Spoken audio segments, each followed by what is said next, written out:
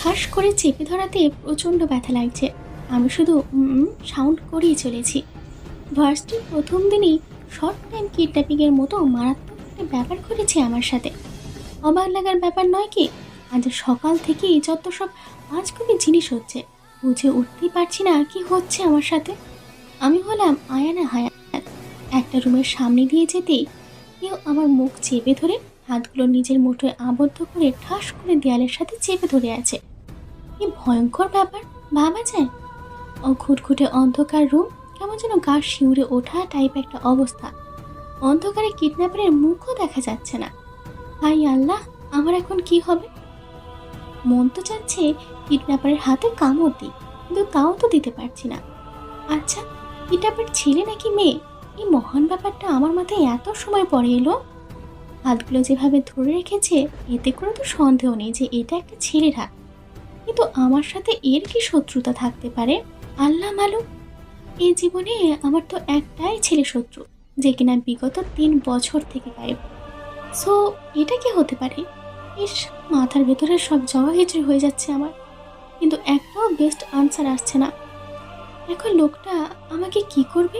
বাংলা সিনেমার মতো রেপ করবে না তো? আল্লাহ, নাকি তুলে নিয়ে বিয়ে করবে? কিন্তু বিয়ে করার হলে বাপ মানে বল?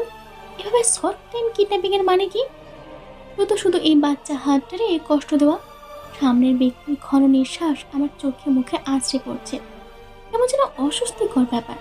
ছি, তার মুখটা একদম আমার মুখের সামনে, কিন্তু আমি একদমই চিনতে পারছি না। হঠাৎ কিছু সময় পরে সে আমার দেওয়ালে আটকে থাকা হাতগুলো সামনে এনে একটা হাত ছেড়ে অন্য হাতটা ধরে রাখে। একটা হাত ছাড়া পেতেই আমি প্রাণপণ চেষ্টা চালিয়ে যাচ্ছি মুখের হাতটা সরাতে, কিন্তু হাতটা এত শক্তভাবে আমার মুখ আঁকড়ে ধরেছে, আমি বারবার ব্যর্থ হচ্ছি। এখন আমার খুব কান্না পাচ্ছে, একদম হাত পা ছড়িয়ে ছিটিয়ে কাঁদতে ইচ্ছে করছে। সামনের ব্যক্তি আমার মনের কথা বুঝতে পেরেই হয়তো আমার ডান হাতটা প্রচণ্ড রুটলি কামড়ে ধরে আছে। আমি প্রাণপণ ইচ্ছা পোষণ করছি চিৎকার করার, কিন্তু পারছি না। আমি চিৎকার করতে না পারলেও আমার চোখগুলো আমার ব্যথার আর্তনাদ পানির মাধ্যমে প্রকাশ করছে। চোখ দিয়ে অনর্গল পানি পড়ছে আমার। সামনের এই হার্টলেস টাইপের লোকটা এখনো ছাড়ছে না। আমার প্রচণ্ড কষ্ট হচ্ছে। বাবা মায়ের একমাত্র মেয়ে হিসেবে কেউ কখনো আমাকে এভাবে ব্যথা দেয়নি, তাই এই ব্যথাটা প্রচণ্ড তীব্রভাবে অনুভব হচ্ছে। এই হাত দিয়েই তো ফুল ছিঁড়েছিলে, তাই না? আর কিছু বোঝার বাকি নেই। আমি মনে মনে আওড়াতে লাগলাম, আজমান ভাই। ঠিক ধরেছ, আমি। তুমি কি মনে করেছো 3 বছর ছাড় দিয়েছি মানে সবসময় দেবো নাকি? অনেক হয়েছে, আর না। শুধু ফুল ছুঁয়েছ বলেই হাতের এই অবস্থা। যদি নিতে তবে কি হতো? আশা করে বুঝে গেছো। কথাগুলো বলেই কটকট করে আমার সামনে থেকে চলে গেলেন, আর আমি নিচে বসে হাতের ব্যথায় কান্না করেই চলেছি। আজ সকালটাই খারাপ ছিল। ভার্সিটির প্রথম দিন, তাই আমি আর দিল মানে আমার বেস্টু একসাথে ভার্সিটিতে ঢুকেছি। হঠাৎ একটা ছেলের সাথে বেসামালভাবেই ধাক্কা লেগে যায়। আমি সরি বলি সরে আসতে যাব, তার আগেই ওই পোলা আমার দিকে হাঁ করে কিছুক্ষণ তাকিয়ে থেকে বলে ওঠে, 5 মিনিট দাঁড়াবে প্লিজ? কেমন লাগে তখন? মেজাজটাই বিগড়ে গেল। কেন গো, আমাকে কি ত্রাণের বস্তা দিবেন? একবার চেয়েছি বলতে, কিন্তু তার বলা হয়ে ওঠেনি। তার আগে সেই ব্যক্তি ব্যাক করে এসে আমার সামনে হাঁটু গেড়ে বসে প্রপোজ করে দিল। হাই আল্লাহ, মন তো চাইছিল ঠাড়াই একটা দিক কানের একদম বাঁশি ফাটাই দিতে, কিন্তু তাও করলাম না। হাতে একগুচ্ছ গোলাপ দেখে একটু গোলাপগুলো ছুঁয়ে দিয়েছিলাম। ছোট থেকে ফুলের প্রতি এক প্রকার মাদকতা বিরাজ করে আমার মনে, কেমন যেন টানে আমাকে ফুলেরা। আর তাই ফুলগুলো ছুঁয়ে দিয়েছিলাম। আমি কি জানতাম এটাই আমার কাল হবে?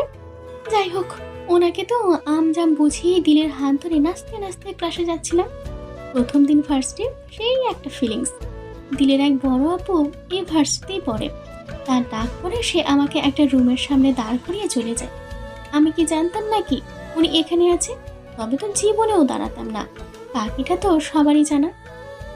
আজমান ভাই, যাকে বলে আমার জম, শালা সেই ছোট্ট থেকে আমার জীবনটা একদম কয়লা কয়লা করে ফেলেছে। কিন্তু ভাগ্যক্রমে তিনি বিগত 3 বছর গায়েব ছিল। এবার সে জমের পরিচয় তো দিই। আজমান ভাই বাবার ওয়ান অ্যান্ড অনলি জানে জিগারের পোলা, মানে বাবার বন্ধুর ছেলে। বাবার বন্ধু একজন সচিব, সাথে দেশের নাম করা বিজনেসম্যান। কবে থেকে তাদের বন্ধুত্ব আমার জানা নেই, তবে জন্ম থেকে তাদের একমাত্র কলিজার টুকরা পোলা আমার জীবন একদম টুকরা টুকরা করে দিয়েছে। সে এক ভয়ঙ্কর ইতিহাস। কিন্তু আমার মাথায় এটা আসছে না, উনি বুয়েটের স্টুডেন্ট হয়ে আইবিএতে কি করে? আমার মাথা নষ্ট করাই ওনার কাজ। আমি আর দিন বিখ্যাত বস্তু, যাকে বলে স্কুল কলেজ কাঁপানো। 4 বছরের বন্ধুত্বে আমরা স্কুল কলেজে খুবই জনপ্রিয় ছিলাম। কপাল ভালো, একই ভার্সিটিতে চান্স পাওয়া, একসাথে পড়ার সুযোগ পেয়ে গেছি। আমি আর দিল ক্লাসে এক কোণে গুটিসুটি মেরে বসে আছি। প্রথম ক্লাসে যে ফিলিংস নিয়ে সকালে ভার্সিটিতে প্রবেশ করেছিলাম, তা এখন আমার শূন্যের কোঠায়। একই টেবিলে বসে আছি দুজন, তবে একদম লাস্ট টেবিলে। আমরা বিগত বছরগুলো তো সুপার গ্লুর মতো একসাথে লেগেই বসেছিলাম। দিলকে এখন আমার প্রচণ্ড রাগ লাগছে। প্রচুর মাইয়া, সে কখন থেকে আমার হাত নিয়ে নাড়াচাড়া করেই চলেছে। তাকে দেখে মনে হচ্ছে যে পৃথিবীর সেরা গবেষক, আর সে পৃথিবীর সেরা জিনিস আমার হাত নিয়ে গবেষণা করেই চলেছে। তার কারণও আছে যুক্তিযুক্ত। দিল আমার হাতের রক্ত আর কামড়ের দাগ নিয়ে গবেষণা করছেন। তার মনে হাজারো প্রশ্ন। প্রথম প্রশ্নই হলো, আমার মতো এত বড় মেয়েকে কিভাবে একটা বাচ্চা কামড়ে চলে গেল? আর দ্বিতীয় প্রশ্ন, ভার্সিটিতে বাচ্চা কোথা থেকে এলো? কিন্তু তাকে যে কিভাবে বলি, বাচ্চা না রে বাচ্চা না, জম এসেছে জম, জীবনটা একদম তেজপাতা বানাইতে। দিলে প্রচণ্ড টেনশনও আছে, সাথে আমিও। কিন্তু দুজনের টেনশনের কারণও ভিন্ন। দিলের টেনশনের কারণ হলো আমার হাতে না জানি ইনফেকশন হয়ে যায় কিনা, আর আমার টেনশন হচ্ছে আজমান ভাই যদি কবির সিং এর মতো একদম ট্রেরেং ট্রেরেং করে হঠাৎ ক্লাসে ঢুকে পড়ে, আর তাকে দেখে যদি সবাই দাঁড়িয়ে যায়, আর উনি যদি চোখ লাল করে আমার সামনে এসে টেবিলে হাত দিয়ে একদম ঠাস ঠাস করে বাড়ি দিয়ে বলে ওঠে, হে ইউ স্ট্যান্ডার্ড, আমার পিছনে পিছনে আসো। শেষ। হ্যাঁ, আমি তো শেষ। কবির সিং এর না জানি তার নায়িকা, কি যেন নাম, তোর কচুক, প্রয়োজনের সময় সব ভুলে যাই।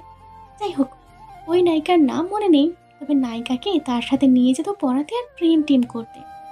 কিন্তু আজমান ভাই তো আমার 12টা আর 13টা ছাড়া কিছুই পারে না বাজাতে। নিশ্চয়ই আমাকে সাহায্য করতেই নিয়ে যাবে। হাই আল্লাহ, আমি তোমার অধম বান্দা, আমাকে বাঁচাও। আল্লাহ সত্যি এই যাত্রায় বাঁচিয়ে দিয়েছে। আজমান ভাইকে আমি আর দেখলাম না, তার শেষ। কিন্তু দুঃখজনক হলেও সত্য যে একটা ক্লাসেও আমি মনোযোগ দিতে আর পারলাম না। যদিও আমরা ফিনান্সিয়াল ক্লাস বাদে অত মনোযোগ দিয়ে কোনো ক্লাসই এই জীবনে করেছি বলে তেমন মনে হয় না। তবুও আজকে কত শখ ছিল মনোযোগ ঢেলেই একদম ফার্স্ট ক্লাস করব, কিন্তু ফলাফল তো শূন্য। যাই হোক, আল্লাহ ভালোই ভালো ওই বাসায় পৌঁছে দিলেই বাঁচি। আমি আর দিল কথা বলতে বলতে গেটের দিকে যাচ্ছিলাম, কিন্তু হঠাৎ মাঠের অপর প্রান্তে একটা বিশাল বটগাছ ঘিরে সবাই দাঁড়িয়ে আছে, এক প্রকার জটলা পাখি। কি এমন হচ্ছে যে এত আগ্রহ নিয়ে দেখতে হচ্ছে? আমাদেরও প্রবল আগ্রহ জাগছে, আর তাই এগিয়ে গিয়ে ভিড় ঠেলে ভিতরে ঢুকতেই আমি তো শিহরিত। আল্লাহ, এটা কি দেখছি! মাথাটা ঘুরপাক খাচ্ছে একদম 360 ডিগ্রি অ্যাঙ্গেলে, যা আমাকে বারবার 8 নাম্বার বিপদ সংকেত দিচ্ছে যে আমি যে কোনো সময় একদম ধপাস করে সেন্ট্রালস হয়ে পড়ে যেতে পারি। দিল তো বিস্মিত চোখে আমার দিকে তাকিয়ে বলে ওঠে, দোস্ত, এটা ওই আহাম্মক না যে কিনা ভার্সিটির ভিতরে পা রাখতে না রাখতে তোকে প্রপোজ করে দিল? কিন্তু এটার এভাবে ঝুলিয়ে কে রাখছে? আমি তো শুধু চোখ ফাটাফাটা করে তাকিয়ে আছি। সত্যি তো, কে চলালো? তাও এত মর্মান্তিক ভাবে গাছের মধ্যে একদম পা বেঁধে মাথা সহ শরীর নিচের দিকে ঝুলিয়ে। আল্লাহ, এটা কি দেখলাম! আচ্ছা, এটা আজমান ভাইয়ের কৃতি নয় তো? হতেই পারে। এই লোক পারে না এমন কিছু নেই বললেই চলে। ছেলেটা মাথা ঝুলানো অবস্থায় করুণ সুরে বলে ওঠে, ভাই মাফ করে দিন, আমি জানতাম না ওই মেয়ে আপনার জিএফ। জানলে জীবনও এমন কিছু করতাম না। আমি কসম করে বলছি, আর জীবনও কোনো মেয়েকে প্রপোজ করবো না। আপনি বললে তো আমি বিয়েও করবো না, প্লিজ ছেড়ে দেন। জিয়ে, তার মানে এটা আমাকে নিয়ে হয় নাই? এই বলে কার না কার প্রেমিকারে প্রপোজ করছে বলেই এমন শাস্তি। ভালোই হয়েছে, মশালা মেয়ে দেখলেই হুমড়ি খাইয়া পড়তে হয় বুঝি। কিন্তু কার জিয়ে আর কেই ভাই এমন করে ঝুলালো আল্লাহ জানে। ছেলেটা আবারও বলে ওঠে, ভাই এবারের মতো মাফ করে দিন, আমি সত্যি জানতাম না ওই মেয়েটা আপনার জিএফ। জানলে কখনো এমনটা করতাম না। আর মেয়েটাকে প্রথম দেখায় ভালো লেগেছে, তাই গেটে প্রপোজাল দিয়েছি, কিন্তু সে এক্সপেক্ট করে নাই। মাফ করে দেন, আমি যদি আগে জানতাম উনি আপনার জিএফ। এই কি, কখন থেকে ঝেপ ঝেপ করছো? ভাই শুনলে এখন তো জুলিয়েছে, তখন কুচি করি কুচি করবে। বল ভাবি। কি বলতে বললাম? ভাবি ভাবি প্লিজ এবার ছেড়ে দেন। সারফরাজ ভাই, আপনি বলেন কি করা যায়? ভাই তো এখানে এখনো আসে নাই। আমি তো এবার ভয়ে শেষ। আল্লাহ, এই মিস্টার ঝুলন্ত পেঁচা তো আমাকেই কেটে প্রপোজ করেছে। আল্লাহ, আজমান ভাই আসার আগে আগে ভাগি, তা না হলে হতে পারে ওই আশাবা আমার 12টা তো বাজাবে একদম নিশ্চিত। আশাবার মানে না হয় আর একদিন বলবো, জীবন বাঁচানো ফরজ, তা না হলে কিন্তু মিস্টার ঝুলন্ত পেঁচাকে আমি বাঁচাতে একটু হলেও কষ্ট করতাম। আমি দিলের হাত ধরে হাঁটা শুরু করি। আসলে শুধু হাঁটা না, এক কথায় দৌড়। আমি মনে মনে ভাবছি, আগের আজমন ভাই ভয়ঙ্কর ছিল, কিন্তু এবার তো মনে হয় ভয়ঙ্করের বাপ। আমি বিছানায় বসে আছি, রাগে আমার মাথা ছিঁড়ে যাচ্ছে। আমার পাশে সামনে মিলিয়ে 3জন মহান ব্যক্তি দাঁড়িয়ে আর বসে আছে। এদের মধ্যে একজনের উপর আমার প্রচণ্ড বিরক্ত লাগছে, আর সে হচ্ছে আমার জানের জান পরাণের প্রাণ, আমার আম্মু। কারণ একটাই, বিগত ঘন্টা খানেক থেকে তিনি কেঁদেই চলেছেন। তার কান্নার একমাত্র কারণ আমি। আমার হাতের কামড়ের দাগ আর রক্ত দেখে তিনি সে ভ্যাঁ ভ্যাঁ করে কেঁদেই চলেছে। তার কান্না দেখে আমার মনে হচ্ছে আমি মরে গেছি, তাই তিনি পৃথিবী কাঁপিয়ে একমাত্র কন্যার জন্য বিলাপ করছে। আশ্চর্য তো, আমি তো ঠিক আছি, তবু কান্নার দরকার কি? আমার সামনে বসে আছে আব্বু। তিনি অতি মনোযোগ দিয়ে আমার হাতে সাপলন লাগাচ্ছে আর গম্ভীর মুখ করে বসে আছে। পাশে ভাইয়া ব্যান্ডেজ নিয়ে দুঃখী দুঃখী ভাব নিয়ে দাঁড়িয়ে আছে। ইস, কি ভালোবাসা সবার! ভাইয়ার অবস্থা দেখে মনে হচ্ছে তিনি এবার ব্যাংকিং ছেড়ে ডাক্তারিতে নাম লেখাবেন। আমার সব রাগ শুধু আজমান ভাইয়াকে নিয়ে, কিন্তু বাসায় ওনার নামে তো কিছু বলা মানে নিজের পায়ে নিজে কুড়াল মারা। ওনার নামে কিছু বললে তো এই ভালোবাসাগুলো আমার রুমের একদম পশ্চিমের জানালা দিয়ে পালাবে। আমার আব্বু এবার নিজের গম্ভীর ভাব নামিয়ে করুণ ভাব করে আদরে গলায় বলে ওঠে, আমার আম্মুকে কে এভাবে কামড়ে দিয়েছে? একবার বলো, তাকে আব্বু ভালো করে শায়েস্তা করব। আব্বুর এমন আদরে গলার কথা শুনে আমার চোখ বেহায়ের মতো পানি ফেলা শুরু করে, আর গলাটাও ভ্যাভা শব্দ করে ওঠে। আমি এখন আম্মুর মতোই বিলাপ দিয়ে কাঁদছি। আমাকে দেখে মনে হবে কেউ আমার কর্দার নিতে এসেছে, তাই আমি এভাবে কাঁদছি। আমার কান্না দেখে ভাইয়া করুণ সুরে বলে ওঠে, আমি জানি ভাইয়া আমাকে চেঁচাতেই এমন আজাইরা প্রলেপ বকছে, যাতে আমি রেগে গিয়ে কান্না অফ করে দিই। কিন্তু এবার আমি এমন কিছুই করলাম না, শুধু কান্না জড়িত কণ্ঠে আব্বু বলে এক চিৎকার করে উঠলাম। আব্বু ভাইয়াকে ধমক দিয়ে বলে ওঠে, আজিম, চুপ করবি? বল আম্মু কিভাবে এই কামড়টা খেলে? কোনো বাচ্চা কি তোমাকে কামড়ে দিয়েছে? আমি এবার নিজের মাথাটা খরগোশের মতো করে যেই বলতে যাব, অমনি পিছন থেকে একটা কণ্ঠ ভেসে আসে, আঙ্কেল, তোমার কোকিদি কি এখনো বড় হলো না? বিড়াল ছানার মতো এখনো কাঁদে। শুধু তফাৎ ওরা মেয়ে করে আর আয়ু পেহেবে। রাগে আমি তরাত করে পিছনে তাকাতে একদম হয়ে গেছি। আজমান ভাইকে আজ 3 বছর পরে দেখছি। ইস, কি সুন্দর হয়ে গেছে উনি! আগে ছিল সাদা বান্দর, আর এখন লালটাও যোগ হলো। খয়েরি রঙের শার্টটাতে কি মারাত্মক লাগছে, সাথে কালো প্যান্ট পরেছে। প্যান্টটির ওপরে আর গালে খোঁচা খোঁচা দাড়ি, তুর্কি নায়কদের মতো চুল। উনি দরজার সাথে ঠেস দিয়ে বুকে হাত ভাঁজ করে দাঁড়িয়ে আছে। লাল লাল ঠোঁট জোড়ায় হালকা হাসি ঝুলে আছে। ভালো করে না দেখলে মনে হবে তিনি হাসছেই না। ঠিক কি ভাবছি, এগুলো যত সুন্দর হোক, আমার বাপের কি? নিশ্চয়ই আমার 12টা বাজাতে এসেছে। উনি হঠাৎ শটাং করে দাঁড়িয়ে হাঁটতে হাঁটতে আম্মুর কাছে এসে মাথাটা উঁচু করে পা ধরে সালাম করলেন। ব্যাপারটা একটু অবাক হওয়ার। উনি মনে হয় আব্বুর কাছ থেকে এই নিয়ম শিখেছে। এবার এবার আব্বু একজন বৃদ্ধাকে এভাবে সালাম করেছিলেন। আমি তাকে জিজ্ঞেস করে বলেছিলেন, ওরা আগেকার দিনের মানুষ ভাদরে সালাম করলে নিজেদেরকে অধিক সম্মানিত মনে করে। আর মাথা উঁচু করার মানে আল্লাহ ছাড়া কারোর সামনে মাথা নত না করা। আম্মুর বিলাপ এখন বন্ধ, সাথে ভাইয়ার পকপকানি আর আব্বুর গম্ভীরতা। যাই হোক, উনি সবার সাথে কত হেসে হেসে কথা বলে, আমার বেলায় যত সব। এ কি, সবাই আমাকে বাঘের কাছে রেখে চলে গেল? আল্লাহ, তাদের হাব ভাব দেখে মনে হচ্ছে যেন নতুন জামাইকে মেয়ের ঘরে রেখে যাচ্ছে। আজমান ভাই এবার আমার বিছানায় বসে পড়ে। আমিও উঠতে যাব, উনি আমার হাত ধরে বসিয়ে দিলেন। আমার কামড়ানো হাত তার কোলে রেখে খুব যত্নের সাথে পাশে থাকা টিস্যু দিয়ে আমার হাতে লাগানো আব্বুর স্যাপলনগুলো মুছতে শুরু করে। আশ্চর্য, আমার একটুও ব্যথা লাগছে না। প্রতিবারের মতো এবারও তার চোখ নিচের দিকে। তিনি খুব মনোযোগ দিয়ে কাজটা করছেন। দেখে মনে হচ্ছে এটার চাইতে মহামূল্যবান কাজ তার জীবনের একটাও নেই। সে নর্মালি আমার দিকে তাকায় না। যেদিন তাকিয়েছিল তারপর থেকে উনি কায়েম। আমি তখন 10ম শ্রেণীর স্টুডেন্ট। ঝুম বৃষ্টি হচ্ছিল। আমি শাওয়ার নিয়ে বারান্দায় দাঁড়িয়ে চুল শোকাচ্ছিলাম।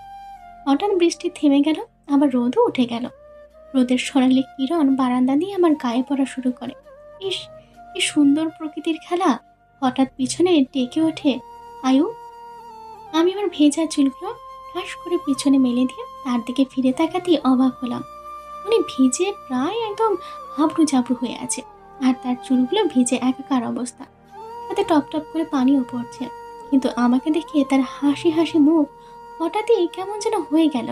আমি আজও এর মানে খুঁজে পেলাম না। তার চোখগুলোর রঙও পাল্টে গেল। উনি ধীর পায়ে আমার সামনে এসে দাঁড়ালেন।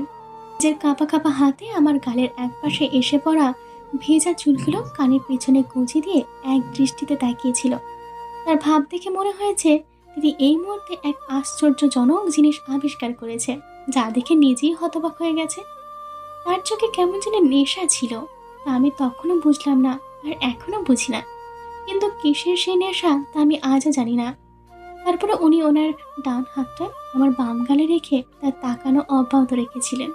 হাতে বৃদ্ধা আঙুল দিয়ে ক্রমাগত আমার গালে স্লাইড করেই চলেছেন, কিন্তু কেন তা জানা নেই।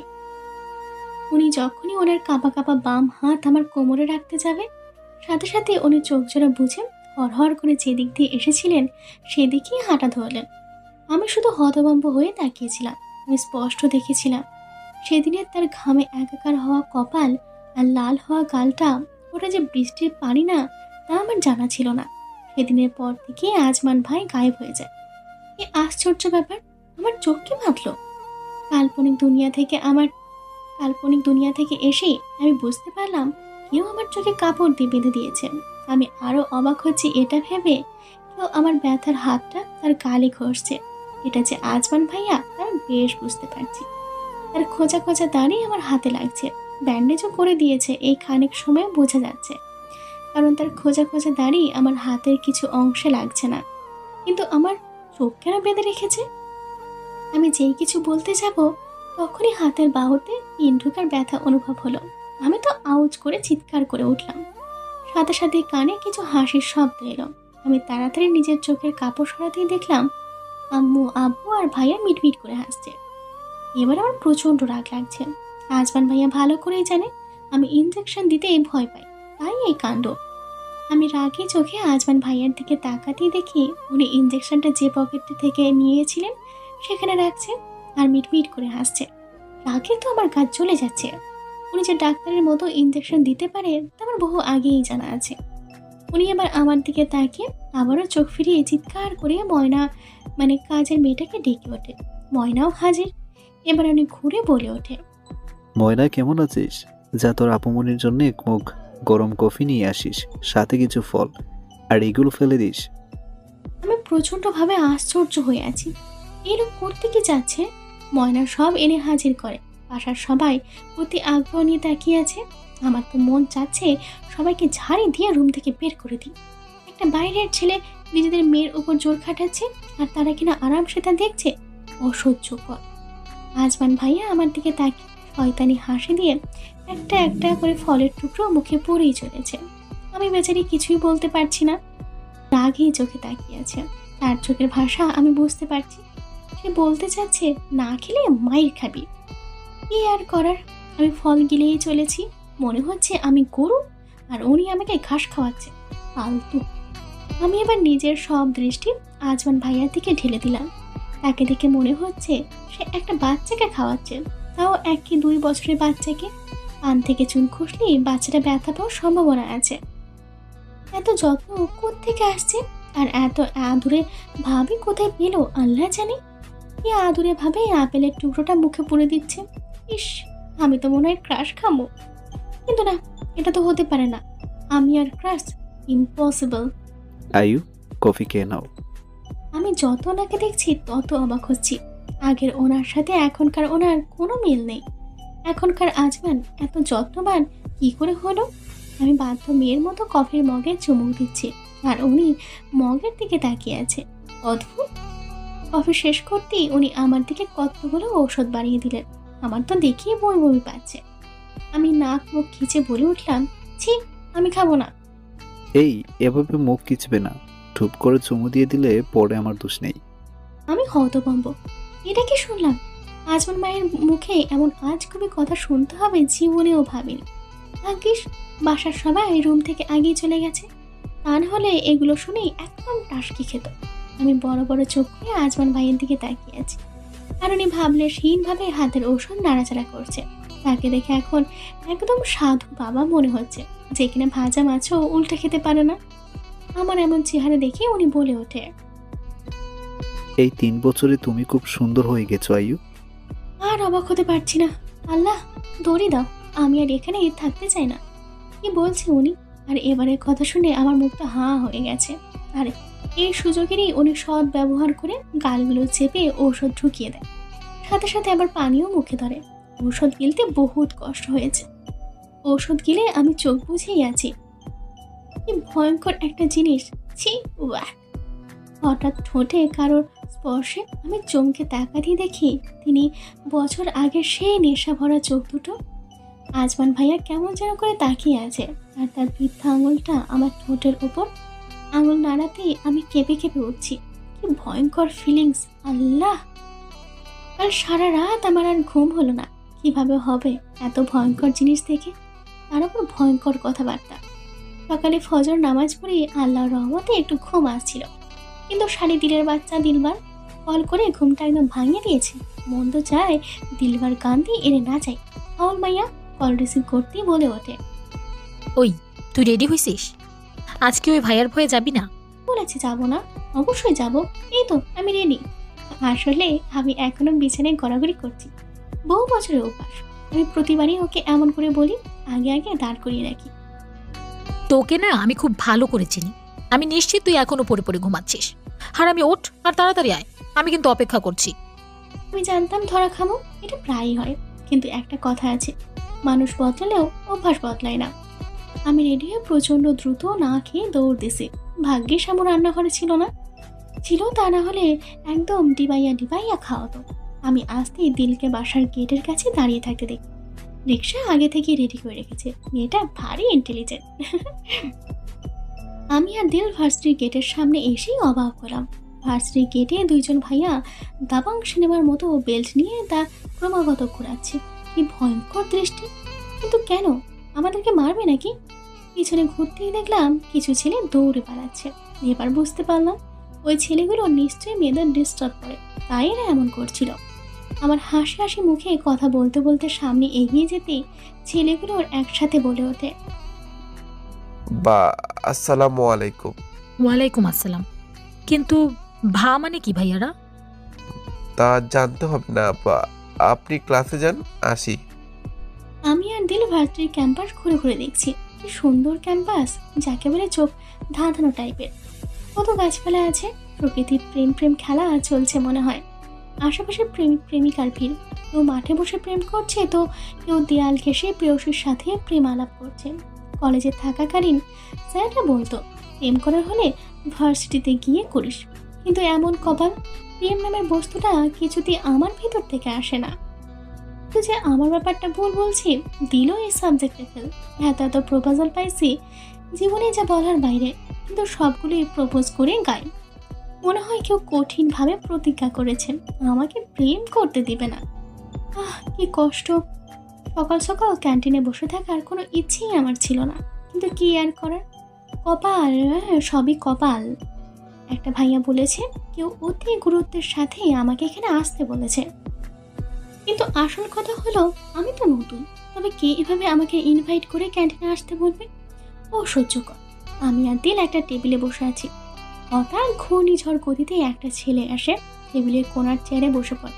হাঁপাতে হাঁপাতে বলে ওঠে, সরি ভাই, একটু দেরি হয়ে গেছে। ভাইকে বলবেন না, তা না হলে কপালে শনিয়েছে। আর আমার নাম নিলয়, আপনি শর্ট করে নিলেও ডাকতে পারেন। এগুলো আপনার খাবার আর এগুলো ওষুধ, সাথে পানির বোতল। বোতলটা কিন্তু বাইরের, উনি বাসা থেকে নিয়ে এসেছে। আপনাকে বলেছে বাইরের পানি পান না করতে। আরও আরও যে কি বলেছে দাঁড়ান, বা মনে করেনি, ও মনে পড়েছে, ভাই বলেছে এগুলা কিছু যদি নষ্ট করেন বা ফেলে দেন তবে আপনার কপালে নাকি ঘূর্ণায়মান গতিতে ঘূর্ণিঝড় আছে। সো ভালোই ভালোই খেয়ে নিন, আসি। তো হাওয়ার মতো তাকিয়ে আছি। ছেলেটা যেদিক দিয়ে এসেছে সেদিক দিয়েই এক বিশাল দৌড়। কি হলো? আমি এখন এই বিচ্ছিরি ওষুধ খাবো না। আর না, কিছুতেই খাবো না। নিজের কামড়ে ওষুধ, সরি রিপিট। আমি তো হাওয়ার মতো তাকিয়ে আছি। ছেলেটা যেদিক দিয়ে এসেছে সেদিক দিয়ে এক বিশাল দৌড়। কি হলো? আমি এখন এই বিচ্ছিরি ওষুধ খাবো না। আর না, কিছুতেই না। নিজেই কামড়ে অসুস্থ করেছে, এখন ওষুধ খাওয়াতে আসছে। যে দোষ করেছে তাকে শাস্তি পেতে হয়, তবে আমার বেলায় কেন উল্টা? ভাই দিল, এই আজমান ভাইয়া এখানে কেন? হ্যাঁ, এবং কিভাবে এসেছে একটু বলবি? দেখ, আজমান ভাইয়ের বাবা কিন্তু দেশের সেরা বিজনেসম্যান, সো উনিও কিন্তু বিজনেস করবে। তাহলে তো ওনাকে এগুলো সম্পর্কে জানতে হবে। তাই মনে হয় আইবিএতে কোর্স করতে এসেছে। আর উনি তো সচিবের ছেলে, ভর্তি হওয়া ওনার কাছে কোনো ব্যাপারই না। এই সামান্য ব্যাপারটা তোর মাথায় কেন ঢুকছে না? উনি যে একটা গাধা এটার প্রমাণ হচ্ছে এটা, বুঝলি? আরে যদি বিজনেসম্যানই হওয়ার থাকে তবে কে বলেছে বুয়েটে পড়তে? প্রচুর আগে জানলে এখানে ভর্তি হতাম না। এখনই ঔষধের কি হবে? আমার প্রচুর কান্না পাচ্ছে, যা আমার পছন্দ না তাই কেন আমার সাথে হয়? খাবারগুলো প্রচণ্ড বিটকুটে, ফলমূল, কেক, জুস, স্যান্ডউইচ, এত এত পুষ্টি আমি কই রাখি? খাবো না, দেখি কি হয়। আমি প্যাকেটগুলো সরিয়ে রাখতে একটা ছোট্ট ছেলে এসে হাজির হয়। ছেলেটা ক্যান্টিনে কাজ করে। ছেলেটার হাতে একটা ট্রে, তার উপর খুব সুন্দর একটা সাদা গলা, সাথে একটা কাগজ ভাঁজ করা।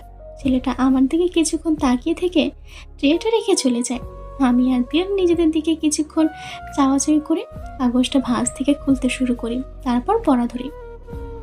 আয়ু যদি টেবিলের খাবার প্যাকেট প্লাস ওষুধের প্যাকেট খালি না হয় তবে তোমার কপালে কি আছে I don't know, but I also know that you know that better for me.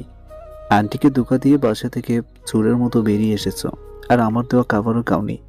যদিও নাকি এটা বলি তবে কি হবে, ইউ নো দ্যাট বেটার। আর আইসক্রিম আছে তোমার জন্যে, ওটা গিফট।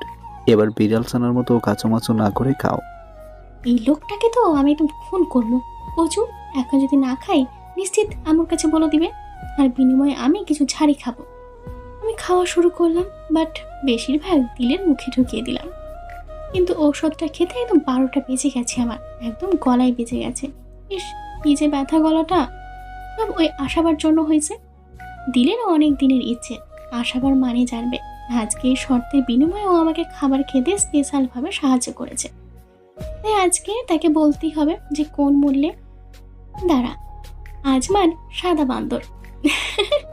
দিল তো হতবাক হয়ে তাকিয়ে থাকে। সে ভাবতেই পারিনি আমি এমন একটা কথা বলবো, কিন্তু কি আর করার আছে, ওনার জন্য এটাই বেস্ট না। আবুল একটা, এই নামেও তো আমি ওনার সামনে ওনারে বকি, বাট বেচারা বুঝতেই পারে না। কেউ একজন বলেছে একজন পুরুষ কেমন তা জানতে হলে তার বউকে জিজ্ঞেস করতে, কারণ বউয়ের চেয়ে চাইতে নাকি ভালোভাবে আর কেউ সঠিক ইনফরমেশন দিতে পারবে না। কিন্তু আমি তো বলবো আজমান ভাইয়ার সম্পর্কে জানতে হলে আমাকে জিজ্ঞেস করেন। উনি যে কি তা আমার চাইতে ভালো ওনার বউও জানবে না। ফাজিল ছেলে একটা। ক্লাস শেষ। আজকে তেমন ক্লাস হয়নি, নবীনবরণ নিয়ে আলোচনা হয়েছে। কিছুদিন পরেই নবীনবরণ। মাঠে সবাই গোল হয়ে কারো গান শুনছে। দূর থেকে গায়কের গলা চেনা যাচ্ছে না, কিন্তু কি আর করার, আমরা একটু এগিয়ে গিয়ে শুনতেই বুঝতে পেরেছি আজমান ভাইয়ার গলা। ওনার বেস্ট কিছু গুণের মধ্যে এটা অন্যতম। ওনার গলার ভয়েস সেই লেভেলের সুন্দর, গানটাও সুন্দর, হামসাফার। শুনেই মনে হচ্ছে প্রিয়তমার জন্য মন উজাড় করে গাইছে। তার গান বেশিক্ষণ শুনতে পারলাম না, তার আগে কিছু আপু টানতে টানতে আমাদেরকে একদম খোলামেলা জায়গায় নিয়ে এসেছে। আমি তো অবাক হয়ে তাকিয়ে আছি। আপুগুলোর মধ্যে একজন বলে ওঠে, আশ্চর্য, আমি কেন তার গার্লফ্রেন্ড হব? আমি তাকে বলে উঠি, আমি ওনার গার্লফ্রেন্ড না আপু। আল্লাহ, এই মেয়েগুলো পাগল নাকি? আমি চোখ বড় বড় করে কিছুক্ষণ তাকিয়ে থেকে দিলের হাত ধরে এক দৌড়। মেয়েগুলো একজনের সাথে আরেকজনের চুল ছেঁড়াছিড়ি টাইপের অবস্থা। একজনের জন্য এত এত মেয়ে পাগল, ভাবা যায় কি ভয়ঙ্কর ব্যাপার। ওনার জন্য শুধু ভার্সিটি কেন, স্কুল কলেজের মেয়েরাও পাগল ছিল। আমাকে একদিন আমার স্কুলে দিয়ে এসেছিল কম করে হলেও 20 থেকে 25টা মেয়ে আমাকে লাভ লেটার ধরিয়ে দিয়েছে ওনাকে দেওয়ার জন্য। আমি যখন ওনার হাতে চিঠিগুলো দিলাম, উনি সব একসাথে আগুনে পুড়িয়ে দিয়ে বলেছিলেন তার বউ থাকতে অন্যের লাভ লেটার সে পড়বে না, তার বউ যখন বড় হবে তখন নাকি তাকে লাভ লেটার লিখবে, আর তা উনি মনের মা ধরে মিশিয়ে পড়বে। যত সব, ওই বউ আর আমার চোখেই পড়লো না। না, ভুল বললাম, ওনার বউ তো সামনে ওনাকে চাপটি আছে। এই মেয়ে এখানেও হাজির। আল্লাহ মাফ করো, এই যে কি ভয়ঙ্কর বস্তু না শুনলে জানা যাবে না। এই মেয়ে আজমান ভাইয়ার বউ, আজমান ভাইয়া বলতে অজ্ঞান। আমার সামনে দাঁড়িয়ে আছে আজমান ভাই, আর তাকে চাপটে ধরে আছে ঝুলন্ত ঢেঙ্গি মানে মালিয়া। এই মেয়েটা আজমান ভাইয়ের ফুফাতো বোন। আজমান ভাইয়া যেখানে, এই মেয়েও সেখানে। তবে ও আগে থেকেই এখানে পড়ে শুনেছি। বয়সে আমার 4 বছরের বড় হবে, কিন্তু কোনো এক ভয়ঙ্কর কারণে সে আমাকে প্রচণ্ডভাবে অপছন্দ করে। এক কথায় সে হেটস মি। ছোট থেকে সে আমাকে অপছন্দ করে। একবার আমাকে সিঁড়ি থেকে ফেলে দিয়ে মাথা ফাটিয়ে দিয়েছিল আমি যখন 6 বছরের শিশু। তার বিনিময়ে আজমান ভাইয়া ওকে ধাক্কা মেরে মাথা ফাটিয়েছিল। আজমান ভাইয়া যখনই এই ঝুলন্ত ঢেঙ্গিরে সাহায্য করত, তখন আমার ওনাকে এই ঝুলন্ত ঢঙ্গি যখনই আমাকে ব্যথা দিত, আজমান ভাইয়া ওকে ব্যথা দিয়ে তা শোধবোধ করে দিত। ওই একটা কারণেই উনি মাঝে মাঝে আমার প্রিয় জায়গাগুলোতে থাকে। আজমান ভাইয়া মালিয়া আপুকে এক টানে সরিয়ে দিলেন। কি অদ্ভুত কাণ্ড, ভাবা যায় উনি এক পা করে আমার দিকে কেন আগাচ্ছে। হয়তো আমার গলাটা শুকিয়ে যায় অবস্থা। আল্লাহ বাঁচাও, থাপ্পড় দিবে না তো। আমি ভয়ে জড়সড় হয়ে দাঁড়িয়ে আছি মাঠের মাঝখানে। উনি মুচকি হাসছে। এত হাসি পাচ্ছে কেন কে জানে, কিন্তু আমার তো এখন ভয়ে দৌড়ে পালাতে ইচ্ছে করছে। আচ্ছা, উনি কি দেখেছে আমি যে দিলকে খাবারগুলো খাইয়েছি, নাকি ওনাকে দেওয়া সেই নাম শুনে ফেলেছে? এমন কিছু হলে তো আমার রেহাই নেই। উনি এবার আমার সামনে বরাবর এসে আমাকে বলে ওঠে, কাভার খেতে তো চালাকি অ্যাপ্লাই করা কে শিখিয়েছে তোমায় আয়ু? কিভাবে পারো? তুমি যে কি তা আমি জানি। চলো বাসায় দিয়ে আসি, তুমি অসুস্থ এখন। ভার্সিটি না আসলেও চলবে, এভাবে তাকিয়ে থাকার মানে কি? আমি কি বান্দর নাকি যে কামছে দিব? আমি বেচারি ভালোভাবেই ফেসে গেছি। উনি সব শুনে ফেলেছে, এখন কি হবে আল্লাহ। ওই আজমান, এই তোর সেই পরি। কথাটা পিছন থেকে এসেছে। আমি তড়াৎ করে তাকাতেই শিহরিত। ভাইয়া এখানে কেন, আর কি যাতা বলছে? আমি প্রচন্ড বিস্মিত ভঙ্গিতে তাকিয়েছি তার দিকে। ভাই এবার আমাদের সামনে এসে বলে ওঠে, তুমি তো সত্যিই পরীর মতো, লিটল পরি। তো কিউটি, কেমন আছো? আজমান ঠিকই বলেছে, তুমি কিন্তু হুর পরীর মতো, গুল্লোস টাইপের। ভাইয়া এগুলো কেমন কথা? তুমি এভাবে কথা বলছো কেন? আর আমাকে তুমি কেন বলছো? আশ্চর্য তো। আয়ু, ওর নাম সারফরাজ, আমার বন্ধু। দেখতে আজিম ভাইয়ের মতো। পৃথিবীতে একরকমের 7 জন মানুষ হয়, এটা তুমি জানো না? এটাই তোর প্রণাম। আমি এখনো তাকিয়ে আছি, বিশ্বাসই হচ্ছে না যে এটা আজিম ভাইয়া না। কত মিল দুজনের চেহারায়, এতটা বুঝি মিলে না। এমন তো হওয়ার কথা না। আমি বুঝতে পারছি উনি আনইজি ফিল করছে, কিন্তু আমার তো চোখে সরছে না। আজমান ভাইয়ার দিকে না তাকিয়ে বুঝতে পারছি উনি প্রচন্ড বিরক্ত আমার এমন পলকবিহীন তাকানোতে। কিন্তু আমি কি করব? এখনো তো বিশ্বাসই হচ্ছে না যে উনি আমার ভাই আজিম না। পৃথিবীর সব অদ্ভুত কাণ্ড কি আমার সাথে হতে হয় নাকি? আজব। আমি উষ্ণতার জোয়ারে ভাসছি। হ্যাঁ, এমনটাই মনে হচ্ছে। আমার মনে হচ্ছে কেউ তার উষ্ণ হৃদয়ে আমাকে জায়গা দিয়েছে, সাথে তার ধক ধক সাউন্ড ওনার একমাত্র অধিকার। কিন্তু চোখ খুলতে ইচ্ছে করছে না, ভালোই লাগছে, অন্যরকম এক ফিলিংস। আমার যত্ন মনে আছে আমি ভার্সিটির গেট দিয়ে বের হতেই আজমান ভাইয়া আমাকে টেনে তার গাড়িতে বসিয়ে দিয়েছিল। তারপর আর কিছু মনে নেই। খুব ঘুম পাচ্ছিল, বাকিটা তো জানা নেই, কিন্তু এখন মনে হচ্ছে কোনো নিরাপদ স্থানেই আছি। চোখ না খুললে বুঝবো কিভাবে? কিন্তু চোখ খুলতেও ইচ্ছে করছে না। আমি মিটিমিটি করে চোখ খুলতেই একটা সাদা গলা দেখতে পাচ্ছি। বিস্মিত ভাব নিয়ে একটু উপরে তাকাতেই অবাক, আজমান ভাইয়া মনের সুখে সিটের সাথে হেলান দিয়ে ঘুমাচ্ছে। আর আমি তার বুকের সাথে লেগে আছি। তার একটা হাত আমার মাথা চেপে আছে তার বুকের সাথে লাগিয়ে, আর একটা আমার কোমর জড়িয়ে। কি ভয়ঙ্কর দৃশ্য ভাবা যায়। আমি তাকিয়ে আছি আজমান ভাইয়ার ঘুমন্ত মুখের দিকে। কি আরাম সে ঘুমাচ্ছে। গাড়ি সিটে বসে এমন আরামের ঘুম আসা মোটো সহজ কথা না। আমাকে উনি একদম নাদোষ নুদোষ বাচ্চার মতো জড়িয়ে আছে। পৃথিবীতে বাবা আর ভাইয়া মানে এই একটা লোক। আমাকে এভাবে ধরলেও আমার খারাপ লাগে না, কিন্তু কেন তা জানা নেই। মনে হয় তার সাথে আমার সম্পর্কটা জন্ম থেকে যা অতীব মাত্রায় পবিত্র। আসলে আমাদের কি সম্পর্ক একের সাথে অপরের আমার জানা নেই, তবে তা বহু গভীর। আমি তো কখনো সে সম্পর্কে জানার জন্য অনুসন্ধান করিনি। আসলে কি করা প্রয়োজন জানি না। আমি গভীর মনোযোগ দিয়ে ওনাকে দেখছি।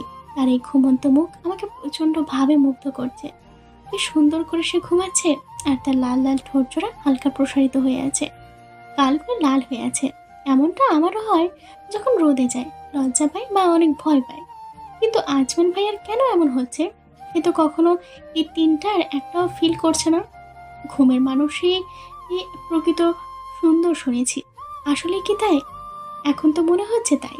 আমি এক দৃষ্টিতে এক সুন্দর পুরুষকে পর্যবেক্ষণ করছি। আমার কি এটা করা উচিত? না তো। এটা তো একান্ত তার বউয়ের অধিকার। তবে কেন সে এই বুকে আমাকে জায়গা দিয়েছে জানি না। পৃথিবী বড়ই বিচিত্র, এর বেশিরভাগ জিনিসই অজানা। আমি এবার তার থেকে চোখ সরিয়ে আবারও তার বুক ঘেঁষে মাথাটা এলিয়ে দিতে একটা কণ্ঠ ভেসে আসে কানে। এত তাড়াতাড়ি পর্যবেক্ষণ শেষ? আমি তো ভেবেছি আজ তুমি আমাকে নিয়ে একটা বই নিশ্চিত লিখবে, কিন্তু তুমি এত অল্প সময় আমাকে নিয়ে পর্যবেক্ষণ করলে যে, তবে তো তুমি লিখতে পারবে না। আমি যে বড় রহস্যময়। সেই যাই হোক, আসল কথা হলো তুমি আমার এমন কোমল বুকে আরামের ঘুম দিতে চাও, তাই তো? তার এমন কথা শুনে আমি প্রচুর লজ্জা নিয়ে চট করে পাশের সিটে চলে যাই। উনি হাসে, তারপর গাড়ি থেকে নেমে আমার পাশের দরজাটাও খুলে আমাকে বেরিয়ে আসতে বলে। আমিও আসি। উনি রাস্তার পাশে গাড়ি দাঁড় করে রেখেছিল। আমি অবাক হয়ে আশপাশ দেখছি। দুপাশে সবুজ গাছপালা, সামনে কিছু দোকান, আর তেমন কিছু নেই। হালকা হালকা বৃষ্টি পড়ছে। আকাশ মেঘের খেলা তারা আগাম জানাচ্ছে এখনই ঝুম বৃষ্টি নামবে। পরিবেশটা কেমন যেন থমথমে। আর এই পরিবেশে উনি গাড়ি কেন থামিয়েছে কে জানে। উনি আমার দিকে তাকিয়ে হালকা হেসে বলে ওঠে, নিজের জিনিস কেউ নিজে চুরি করে না। Don't worry. চা খাবে? ও, তুমি তো চা খাও না, আমি বরং খাবো, তুমি দেখবে। আমরা কি চা খেতে এসেছি? না, গল্প করতে, একটু ঘুরতে, একটু অনুভূতি আদান প্রদান করতে, আর একটু থাক, পরে বলবো। ভয় নেই, নিজের জিনিস কেউ চুরি করে না, জানো তো। এভাবে তাকাবে না, কেমন কেমন জানি লাগে, যেমন আদর আদর। দাঁড়াও, ছানিয়ে আসি। আপনি তো কখনো আমার সাথে গল্প করতেন না, তবে আজ কেন? তখন তো ছোট ছিলে, আমার গল্প তোমাকে ভাবাতো না, কিন্তু এখন আমার গল্পগুলো তোমার মনে অনুভূতি জাগাবে। যে অনুভূতি শুধু আমাকে ঘিরে হবে, শুধুই আমি। চলে গেল। আজই সব কাজ কারবার। ওনার প্রতি আমার অনুভূতি দিয়ে কি করবে উনি? কি সুন্দর কথা বলে উনি। আগে তো এমন বলতো না। সবসময় কেমন যেন রাগারাগি করতো আর ধমক দিত। কিন্তু এখন কেমন জানি করে বলে, কেমন মাদকতা তার ভাষায়। আমি তো কখনো মদ খাইনি, তবে মনে হয় মদের মাদকতা এটার চাইতেও কম। কথা দিয়ে ঘায়েল করছে নাকি? আমি কি তার প্রেমে পড়ছি? কিন্তু এমনটা তো হওয়া উচিত না। প্রেম বড্ড আজব রোগ। আমি শুনেছি বলে নাকি খাওয়া দাওয়া এমনকি কিছুই করতে ইচ্ছে করে না। এমন ভয়ঙ্কর রোগে না পড়াই ভালো। তার উপর এই ব্যক্তির মতো সুন্দর মানুষের প্রেমে তো পড়ার প্রয়োজনই নেই। সুন্দর মানুষের ঘাপলা থাকে, সুন্দর মানুষ ভয়ঙ্কর যন্ত্রণা হয়। এদের ভালোবাসা মানে কষ্ট আর কষ্ট। হায়াত, ভুলবি না, চাঁদেও দাগ থাকে। তাই নাকি? কিন্তু সব তো এক না। চা নিয়ে কখন এলেন? যখন তুমি ভাবনায় বিভোর ছিলে। তুমি জানো, কৃষ্ণচূড়াও কিন্তু সুন্দর, তার সৌন্দর্যে কিন্তু ঘাপলা নেই। দেখো সে কত ভালোবাসে তার রঙকে। সে কিন্তু নিজের সাথে বা নিজের গাছের সাথে প্রতারণা করে না, এমনকি জমিনের সাথেও করে না। সে বাকি ফুলের থেকে বহু গুণ আলাদা। সে তার রং ধরে রেখে নিজেকে সাজায়, সাথে আবারও গাছকে আর জমিন, যে কিনা তার জন্মস্থান, তাকেও কিন্তু সে ভুলেও না। আপন রং দিয়ে সে সবাইকে সাজায়। এর জন্যই এই ফুল তোমার সবচাইতে প্রিয়, তাই না? আর চাঁদ, সে কিন্তু নিজের দাগ নিয়ে মোটেও ভাবে না। তার মন কিন্তু বিশাল, তাই তো তোমাকে আমাকে সারা পৃথিবীকে নিজের রূপ আলো রং দিয়ে সজ্জিত করে। এটাই তার সৌন্দর্য। এখানে কিন্তু বিন্দুমাত্র দাগ নেই, তাই এটা ভুল ধারণা যে সৌন্দর্যে গাফলা বা দাগ থাকে। আপনি কি মনের কথা শুনতে পান নাকি? শোভান না, যাকে দিয়েছি তার শুধু একজন নিজের মনকে আর একজনের কাছে দিয়ে দিয়েছে। এখন দুটি মন একসাথে থাকে, তাহলে এক মন যদি কিছু ভাবে তবে আরেক মন তা শুনবে, এটাই স্বাভাবিক নয় কি? এত ভাবতে হবে না, এটা নাও আর চলো। একটা হলেও তো চলতো, দুইটা কেন? আর আমরা কোথায় যাব? তুমি খুব সেলফিশ আইয়ু। তা না হলে শুধু নিজের কথা কেন ভাবো? আমি আছি, দেখছো না? একটা তোমার আর একটা আমার। বৃষ্টিতে ভিজা আইসক্রিম খেতে মজা, তুমি তো বলেছিলে, মনে নেই? ওটাই আজ অ্যাপ্লাই করব। আর আমরা এখন প্রেম করব। হোয়াট? কি বলছেন এসব? এই, একদম এমন চিৎকার করবে না, আমি তো এমনই বলছিলাম। চলো, আজ 3 বছর পরে আমরা একসাথে কাটাবো। সোহাট। আমি হাবার মতো তাকিয়ে আছি। আচ্ছা, উনি কি আমার কৃষ্ণচূড়ার সিক্রেটও জানে? আল্লাহ, না জানাই ভালো। ওনার হাতে একটা মাটির চায়ের কাপ আর গায়ে জ্যাকেট। এই গরমেও উনি জ্যাকেট পরে। জ্যাকেট ওনার খুব প্রিয়। আন্টি বলেছে তার 2 আলমারিতে শুধু জ্যাকেট আর জ্যাকেট। পৃথিবী যেমন অদ্ভুত, তার মানুষগুলো আরও অদ্ভুত। উনি হাঁটছে আর তার দৃষ্টি শূন্যে ভাসছে। বাম হাতে আবার ডান হাতটা আবদ্ধ করে রেখেছে। একবার চায়ের কাপে চুমুক দেয় তো একবার সামনে তাকায়। হঠাৎ ঝুম বৃষ্টি হচ্ছে, কিন্তু আশ্চর্য ব্যাপার, এতে ওনার কোনো নড়চড় নেই। রাস্তার তেমন মানুষ ছিল না, যা একটু ছিল তারাও ছুটাছুটি করছে। মুহূর্তে পিচ ঢালা রাস্তার রংটাও বদলে গেছে। তারপর বৃষ্টির ঝাপটানিতে ঝাপসা হয়ে গেছে। রিনরিনি বাতাস হচ্ছে, আমার ওড়নাটা উড়াউড়ি করছে, ভেজাবো বাতাসে তুলছে। ওড়নাটা ওনার মুখের ওপরে পড়ছে। আমি বারবার তা টেনে আনছি আর উনি হাসছে। আশ্চর্য, ধূসর রঙের জামাটা ভিজে একাকার অবস্থা। বৃষ্টি নিজের আপন রঙে আমাদের রাঙাচ্ছে, আমরাও রঙিন হচ্ছি। দুজনেই ভিজে একাকার, কিন্তু এতেও তার আই ডোন্ট কেয়ার টাইপের ভাব। তাকে দেখে মনে হচ্ছে এটা তার জীবনের সেরা সময় চলছে। আমি তাকিয়েছি তার দিকে, বৃষ্টির ফোঁটাগুলো তাকে ছুঁয়ে যাচ্ছে। চুলগুলোতে মনে হচ্ছে শিশির করা আটকে পড়ে আছে। তারা আপ্রাণ ছুটছে মুক্তির জন্যে। মাঝে মাঝে কেউ লাফিয়ে পড়ছে তার চোখ বেয়ে। হাতের চাটা এখনও সে খাচ্ছে। চায়ের কাপে বৃষ্টির প্রতিটা বিন্দু আলিঙ্গন করছে। আর উনি বেশ আয়েশ করে কাপে চুমুক দিয়ে তাদের স্বাগতম জানাচ্ছে। আমার মনে হচ্ছে বৃষ্টির পানিতে চায়ের রঙও ওখানটা পরিবর্তিত হয়েছে, তবুও সে চাটা খাচ্ছে। ইস, কি সুন্দর লাগছে তাকে। ভার্সিটির মেয়েরা ওনাকে এভাবে দেখলে আজ তো পাগলই হয়ে যেত। আমি কাউকে পাগল করতে চাই না, শুধু একজনকে নিজের করে চাই।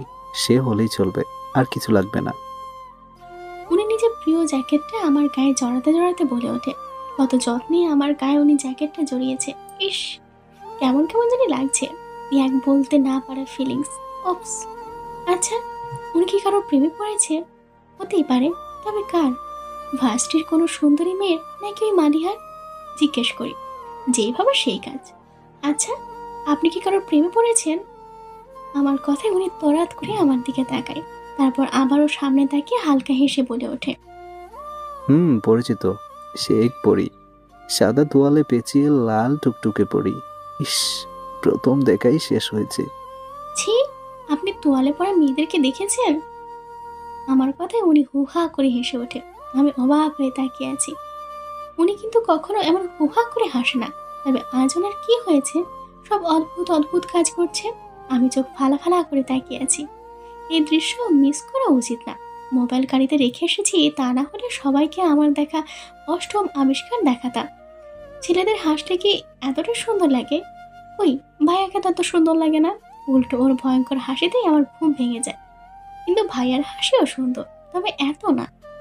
আমাকে এভাবে হাঁ করে তাকিয়ে থাকতে দেখে বলে ওঠে, হ্যাঁ দেখেছি, তাকে দেখার সম্পূর্ণ অধিকার আছে, তাই দেখেছি। জানো, ও দেখতে লাল টুকটুকি ছিল। মনে হচ্ছিল সাদার মাঝে এক লাল কৃষ্ণচূড়া, যে নিজের সাথে সাথে আমাকে রাঙাতে এসেছে। ও যখন ওর ডান হাতের 3টে আঙ্গুল মুখে পুরে দিয়েছিল, কি মায়াবী লাগছিল, আমি তা এ জন্মে বোঝাতে পারবো না। মৃত্যুর পরে যদি জান্নাত পাই তবে আল্লাহকে বলবো আবার একবার সরাসরি দেখাতে, আবার একবার তার মায়ায় নিজেকে হারাতে। সে বারবার মুখে হাত দিচ্ছিল আর হামি তুলছিল। ইস, কি কিউট লাগছিল, পুরাই কিউটে ডিব্বা। কিন্তু দুঃখের বিষয়, সে তখন একবারও নিজের গহীন কালো চোখে তাকালো না, শুধু গণপাপড়িগুলো কুচকে চোখ বুজেছিল। আহারে, খুব কষ্ট লেগেছিল বুঝি? খুব লেগেছিল। এটা একদম ভালো করেনি সে, মোটেও না। ভুল করেছে তাই না? করেছে তো। তাকে তো শাস্তি দেওয়া উচিত, খুব বেশি, তাই না? আপনি কি তাকে ভালোবাসেন? কতখানি বলতে পারবো না, কিন্তু বড্ড বেশি, খুব খুব বেশি। উনি আমার দিকে এক দৃষ্টিতে তাকিয়ে কথাগুলো বলছে। আমার অবুঝ মনে হচ্ছে আমাকেই বলছে। ইস, কত লাকি সে, যাকে উনি এত ভালোবাসে। ভালোবাসলে তাকে শাস্তি কিভাবে দিবেন? ভালোবাসায় শাস্তির জায়গা নেই, আছে শুধু ভালোবাসা। তাকে শাস্তি দিলে তো আপনার হৃদয়ে ভাঙাচোরা হবে। ব্যাপারটা কি ঠিক হবে? আমার কথা শুনে উনি অবাক হয়ে তাকিয়ে আছে। তার চোখ জোড়া চকচক করছে। উনি হয়তো ভাবতেই পারেনি আমি এমন কিছু বলবো। সে তার চোখ জোড়া সরিয়ে আবারও হেসে ওঠে। আমার হাতটা আরো শক্ত করে জড়িয়ে নিজের কাছে টেনে নেয় আর বলে ওঠে, কখনো কষ্ট দেব না, প্রমিস। তুমি বড় হয়ে গেছো, খুব বড়। আমি ওনাকে দেখে দেখে হাঁটছি। তার ভালোবাসার কথা শুনে আমার নিজেকে ওই মেয়ের জায়গায় ভাবতে ইচ্ছে করছে। কি অনুভূতি নিয়েই না সে বলেছে ওই মেয়ের কথা। তার চোখ মুখ কেমন চকচক করছিল। মনে হচ্ছে মেয়েটা তার সামনেই আছে। কেন যেন আমার চিনচিনে ব্যথা হচ্ছে। মন বারবার বলছে, কেন তুই হলি না ওর জায়গায়? কিন্তু কিছু করার নেই। আমারটা তো নতুন অনুভূতি, যা কিছুদিন পরেই গায়েব হয়ে যাবে। কিন্তু তারটা মনে হয় খুব গভীর, তাই তো এভাবে বলেছে। কিন্তু অনুভূতি তুষারের মতো হয়, এদের ধরতে গেলেই পানিতে পরিণত হয়। আমারটা না হয় তেমনই। আমি আবারও হাটে মনোযোগ দিলাম। একটা বাচ্চা মেয়ে ভিজে চুপচুপ হয়ে কলা পাতা নিয়ে আসছে। কালো বর্ণের মেয়ে, কি মায়া তার চোখে। গায়ে ছেঁড়া জামা, কারো হাজার জামা হয় আর কারো একটাও থাকে না। কি কষ্ট না? আল্লাহ সবাইকে কেন সমান সম্পদ ছাড়িয়ে করলেন না? তিনি ভালো জানেন। কালো মেয়েদের আমার দারুণ লাগে। এদের কিছু আলাদা বৈশিষ্ট্য থাকে, একদম সাদা গোলাপের মতো। এদের চোখে থাকে এক মায়ার পৃথিবী। চুলগুলো হয় সীমাহীন সুন্দর। এদের গহনা পরালেও আবার সুন্দর লাগে। তবে সবার চোখে না। এদের সৌন্দর্য দেখতে হলে স্পেশাল চোখ লাগে, তা হলো অন্তরের চোখ। আমার নেই, তবু ভালো লাগে। সাধারণত শুধু গা সুন্দর, ওই খালাতো বোন টাইপের হয়, যেমন ইংরেজ বান্দরগুলো। মানুষেতে কিন্তু আবুল। তা না হলে মনের সৌন্দর্য ছেড়ে চেহারাটা কেন খুঁজে কে জানে। আমি একটা দীর্ঘশ্বাস নিয়ে নিজের গায়ের জায়গাটা তাকে পরিয়ে দিলাম, সাথে টুপিটাও মাথায় দিয়ে দিলাম। ওর কপাল ভালো, আজমান ভাইয়া আজকে টুপিযুক্ত জ্যাকেট পরেছে। উনি কিন্তু নর্মালি এমন পরে না। মেয়েটা এক বিশাল হাসি দেয়। ইস, আল্লাহ কি সুন্দর সে হাসি। সত্যি, আজ ওর হাসিতে হৃদয় ভাঙচুর হয়েছে। আমি ওর গাল টেনে নিজেও হাসলাম। তার চোখ আইসক্রিমের দিকে একবার গিয়েছে, কিন্তু দ্বিতীয়বার আর সে তার চোখে সেদিকে তাকালো না। আমি একটা আইসক্রিম দিয়ে দিলাম। মেয়েটা খুশিতে যে আইসক্রিম নিয়ে জ্যাকেটের ভিতরে ঢুকিয়ে নিল, যাতে না ভিজে। আমি আবারও হাসলাম। তারপর উঠে দাঁড়ালাম। বাচ্চারা টাটা দিয়ে চলে গেছে। আমি আবার আজমান ভাইয়ের দিকে তাকিয়ে ঢোক গিললাম। আমি তো তাকে না বলে তার জ্যাকেট দিয়ে দিলাম। এখন কি হবে? ওনার দিকে তাকাতে উনি এক অদ্ভুত হাসি হাসলো, যাতে রহস্য রয়েছে। উনি নিজের হাতের কাপটা এক সাইডে ছুড়ে দিল। তারপর নিজের পকেট থেকে একটা সাদা রুমাল বের করে আমার মাথায় চাপিয়ে ধরে। আমি অবাক হয়ে তাকিয়ে আছি। উনি বলে ওঠে, ঠান্ডা লাগবে মাথায় পানি পড়লে। যদিও হালকা পাতলা পানি ঢুকেছে, তবু একটু হলেও রুমাল পানি শুষে নিবে। ভালো মানের রুমাল, শোষণ ক্ষমতা বেশি। আর জ্যাকেট দিয়েছো তো কি হয়েছে? আমরাই তো। আমি তুমি দিলে আমরা, আইসক্রিম তোমার, খাও। আমি তাকিয়ে আছি। এত যত্ন কিসে তার ভালোবাসাকে করে জানি না, জানার দরকারও নেই। এমনিতেই তো ভালো আছি। আমি আইসক্রিম খাচ্ছি, ওনার এক হাত আমার মাথায় আর এক হাতে আমার একটা হাত আবদ্ধ করে রেখেছে। নিজেকে কেমন যেন ওনার প্রেমিকা লাগছে। ছি, এসব ভাবছি। আমার প্রেমিকা হওয়ার অধিকার কারণেই, কারণ আমি প্রেমিকায় নয়, প্রিয়সীতে বিশ্বাসী, বুঝলে? আর সে প্রিয়সী আমার আছে। আচ্ছা, উনি সব কথাই কি শুনতে পায়? না তো, আমি মাঝে মাঝে পাই। এখন থেকে মনে মনেও চিন্তা করব না। অন্যের জামাই নিয়ে এত চিন্তার কি আছে? উনি আজকে থেকে আমার ভাইয়া, শুধু ভাইয়া। ঘুমের মাঝে মনে হচ্ছে কেউ অতি মনোযোগ দিয়ে আমাকে দেখছে। এমনটা মনে হওয়ার কারণ আছে, কারণ রুমের লাইট জ্বালানো। রাতে তো তেমন ঘুম হলো না, ওই আজমান বান্দরের কথা ভাবতে ভাবতে। আর যা একটু এসেছে তাও এই কাণ্ড। বুঝি না বাপু, আমি কার ক্ষতি করেছি যে এতটা বিরক্ত করতে হয়? আমি ঘুম ঘুম চোখে বসি, চোখ না খুলে বলে উঠি, ভাইয়া আমি জানি তুমি কেন বিরক্ত করছো, আমি ঘুমাবো, যাও তো তুমি। যেতে তো আসিনি, সেহরি খেতে এসেছি। আর তুমি কি রোজা রাখবে না? সময় বেশি নেই, উঠো। হঠাৎ এমন কথা শুনে আমি ঠাস করে নিজের চোখগুলো খুলে সামনে তাকাতেই চেয়ারে হেলান দিয়ে আমার দিকে তাকিয়ে থাকা আজমান ভাইয়াকে দেখতে পাই। আমি কি স্বপ্নে দেখছি নাকি? উনি এখানে কেন? আর এমন সাদা পাঞ্জাবি কেন পরেছে? আমি কাঁথাটা আরো টেনে উঠে বসি, ভালো করে দেখতে চাচ্ছি আসলে উনি এসেছে কিনা। উনিই তো, কিন্তু এখানে কেন? তুমি কি আজকে রোজা না রাখার দান্দা করেছো কি? আমি বিছানা থেকে নেমে পড়লাম। উনি অবাক হয়ে আমাকে দেখছে, কিন্তু কেন? আমি নিজের দিকে তাকিয়ে হালকা হাসলাম। 3 বছর আগেও আমি লং টি শার্ট আর ঢিলা প্লাজো পরতাম, এখনও পরি কিন্তু অল্প। এখন বেশি লং স্কার্ট আর ফতুয়া পরি। আজকে আমার পরনে কালো স্কার্ট আর লাল ফতুয়া। উনি বোধ হয় এটা দেখিয়ে অবাক হয়ে এলেন। আমি সোজা তার সামনে দিয়ে ওয়াশরুমে চলে গেলাম।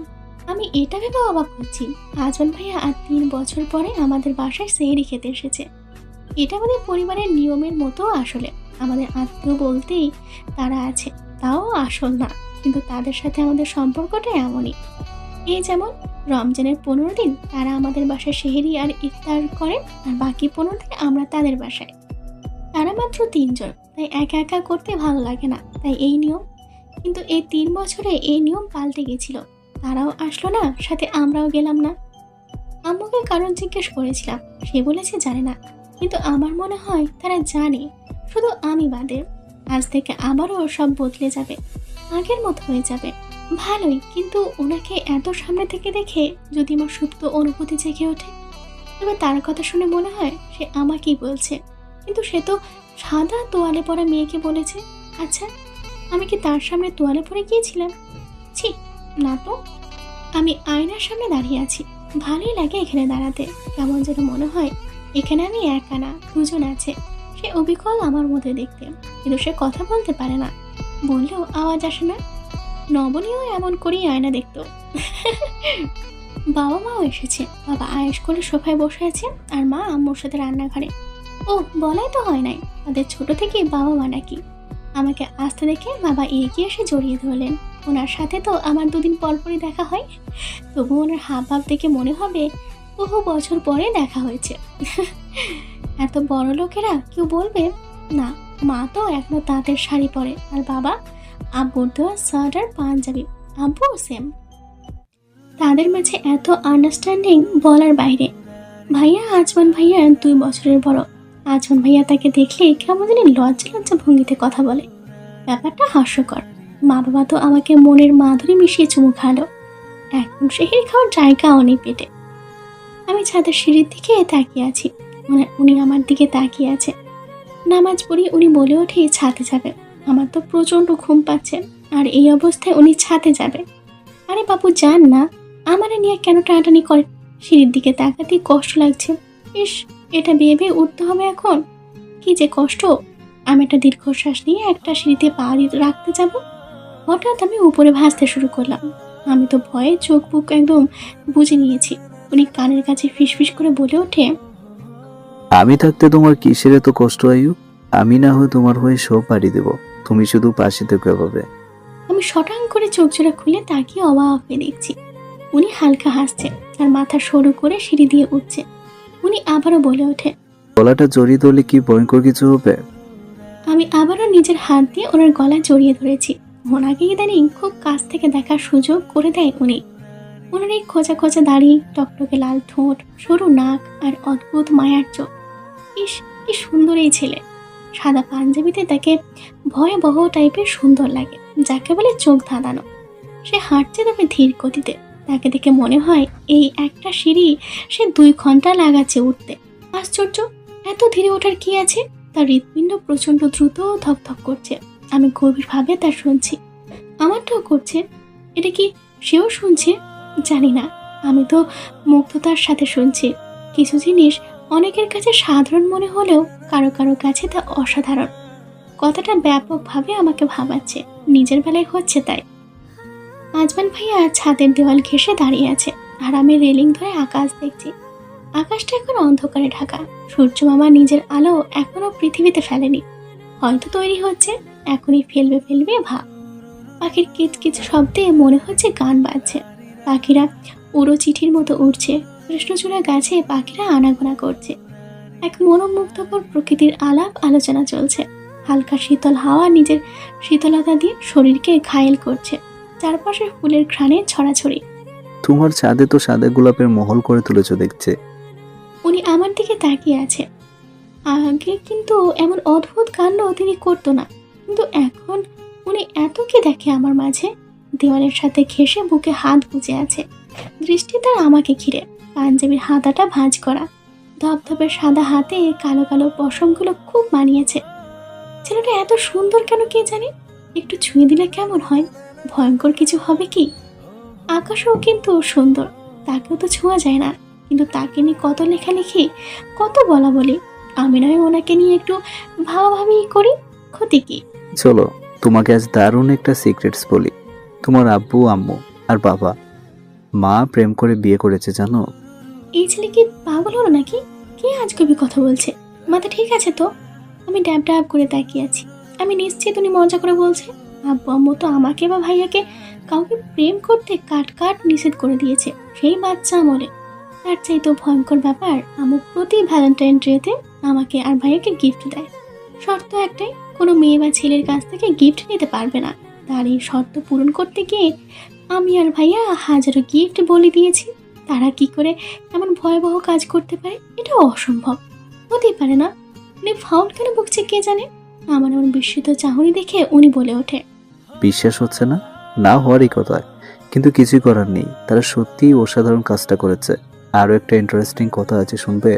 আমি জবাব দিলাম না, শুধু তাকিয়েছিলাম। উনি নিজে থেকে আবারও বলে ওঠে, আঙ্কেল আর আন্টি কিন্তু ফুফাতো মামাতো ভাই বোন। ডেঞ্জারাস না? আর আমার বাবাই আর আঙ্কেল বাচ্চাকালের বন্ধু দুজনেই প্রেম করেছে দুই বান্ধবীর সাথে। বুঝলে কি ডেয়ারিং ব্যাপার? আমি তো আগে জানতাম না ওনারা এমন কিছু করেছে। তাই তো বলি, এত তাড়াতাড়ি কিভাবে আমার প্রথম দেখায় এক চিলতে ভালোবাসা তার সাদরে মেনে নিয়েছে। তার উপর আরও ডেঞ্জারাস কাজ করেছে। জানি শুনলে বিশ্বাস করবে না, আমিও করতে পারিনি। কিন্তু সত্য এটাই যে তারা পালিয়ে বিয়ে করেছে। তোমার নানা যার প্রচণ্ড টেরা পার্সোনালিটির লোক, আঙ্কেলকে উনি মেয়ে নিল না। আন্টিকে তারই আর এক চাচাতো ভাইয়ের সাথে বিয়ে দিতে চেয়েছে। উপায় না পেয়ে তাদের সাথে সাথে আমার বাবাই ও মাম্মামকে নিয়ে পালিয়েছে।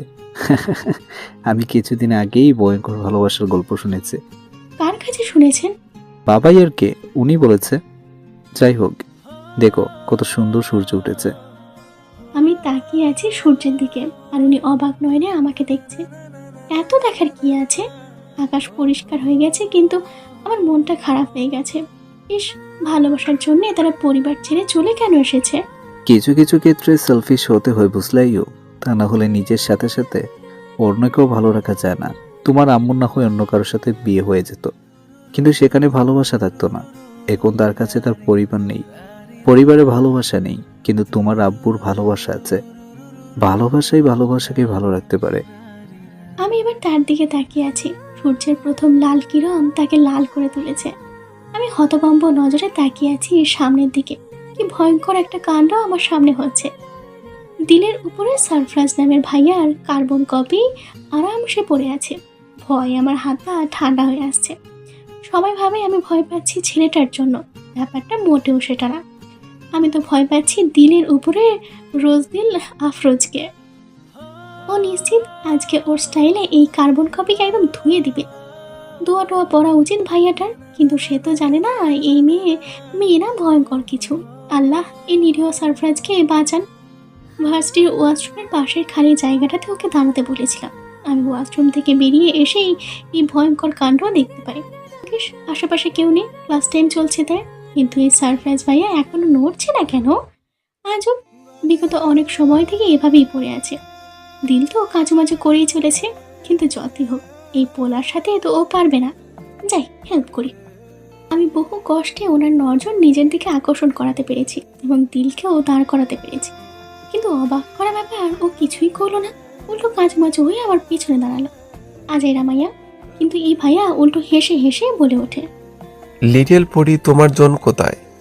মানে নিজের জনকে রেখে কাবামে হাড্ডি হওয়া খুব প্রয়োজন।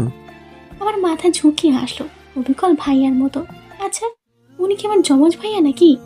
ওই আশাবার জন্য তো আমাকেও বলা হলো না এর কথা। কিন্তু এটা কিভাবে হয়?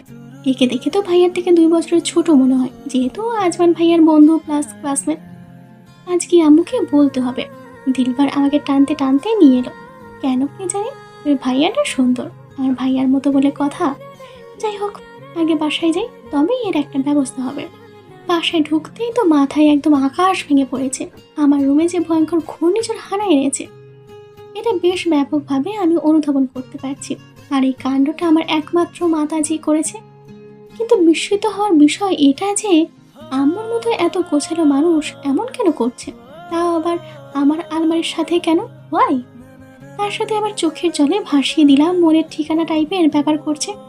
কিছু হলেই তো ভ্যাবা করার মেয়ে তিনি না, শুধু আমার কিছু হলেই এই কাজটা সে করে। কিন্তু আজ কেন? আমি এক সুন্দর সত্যের সামনে দাঁড়িয়ে আছি।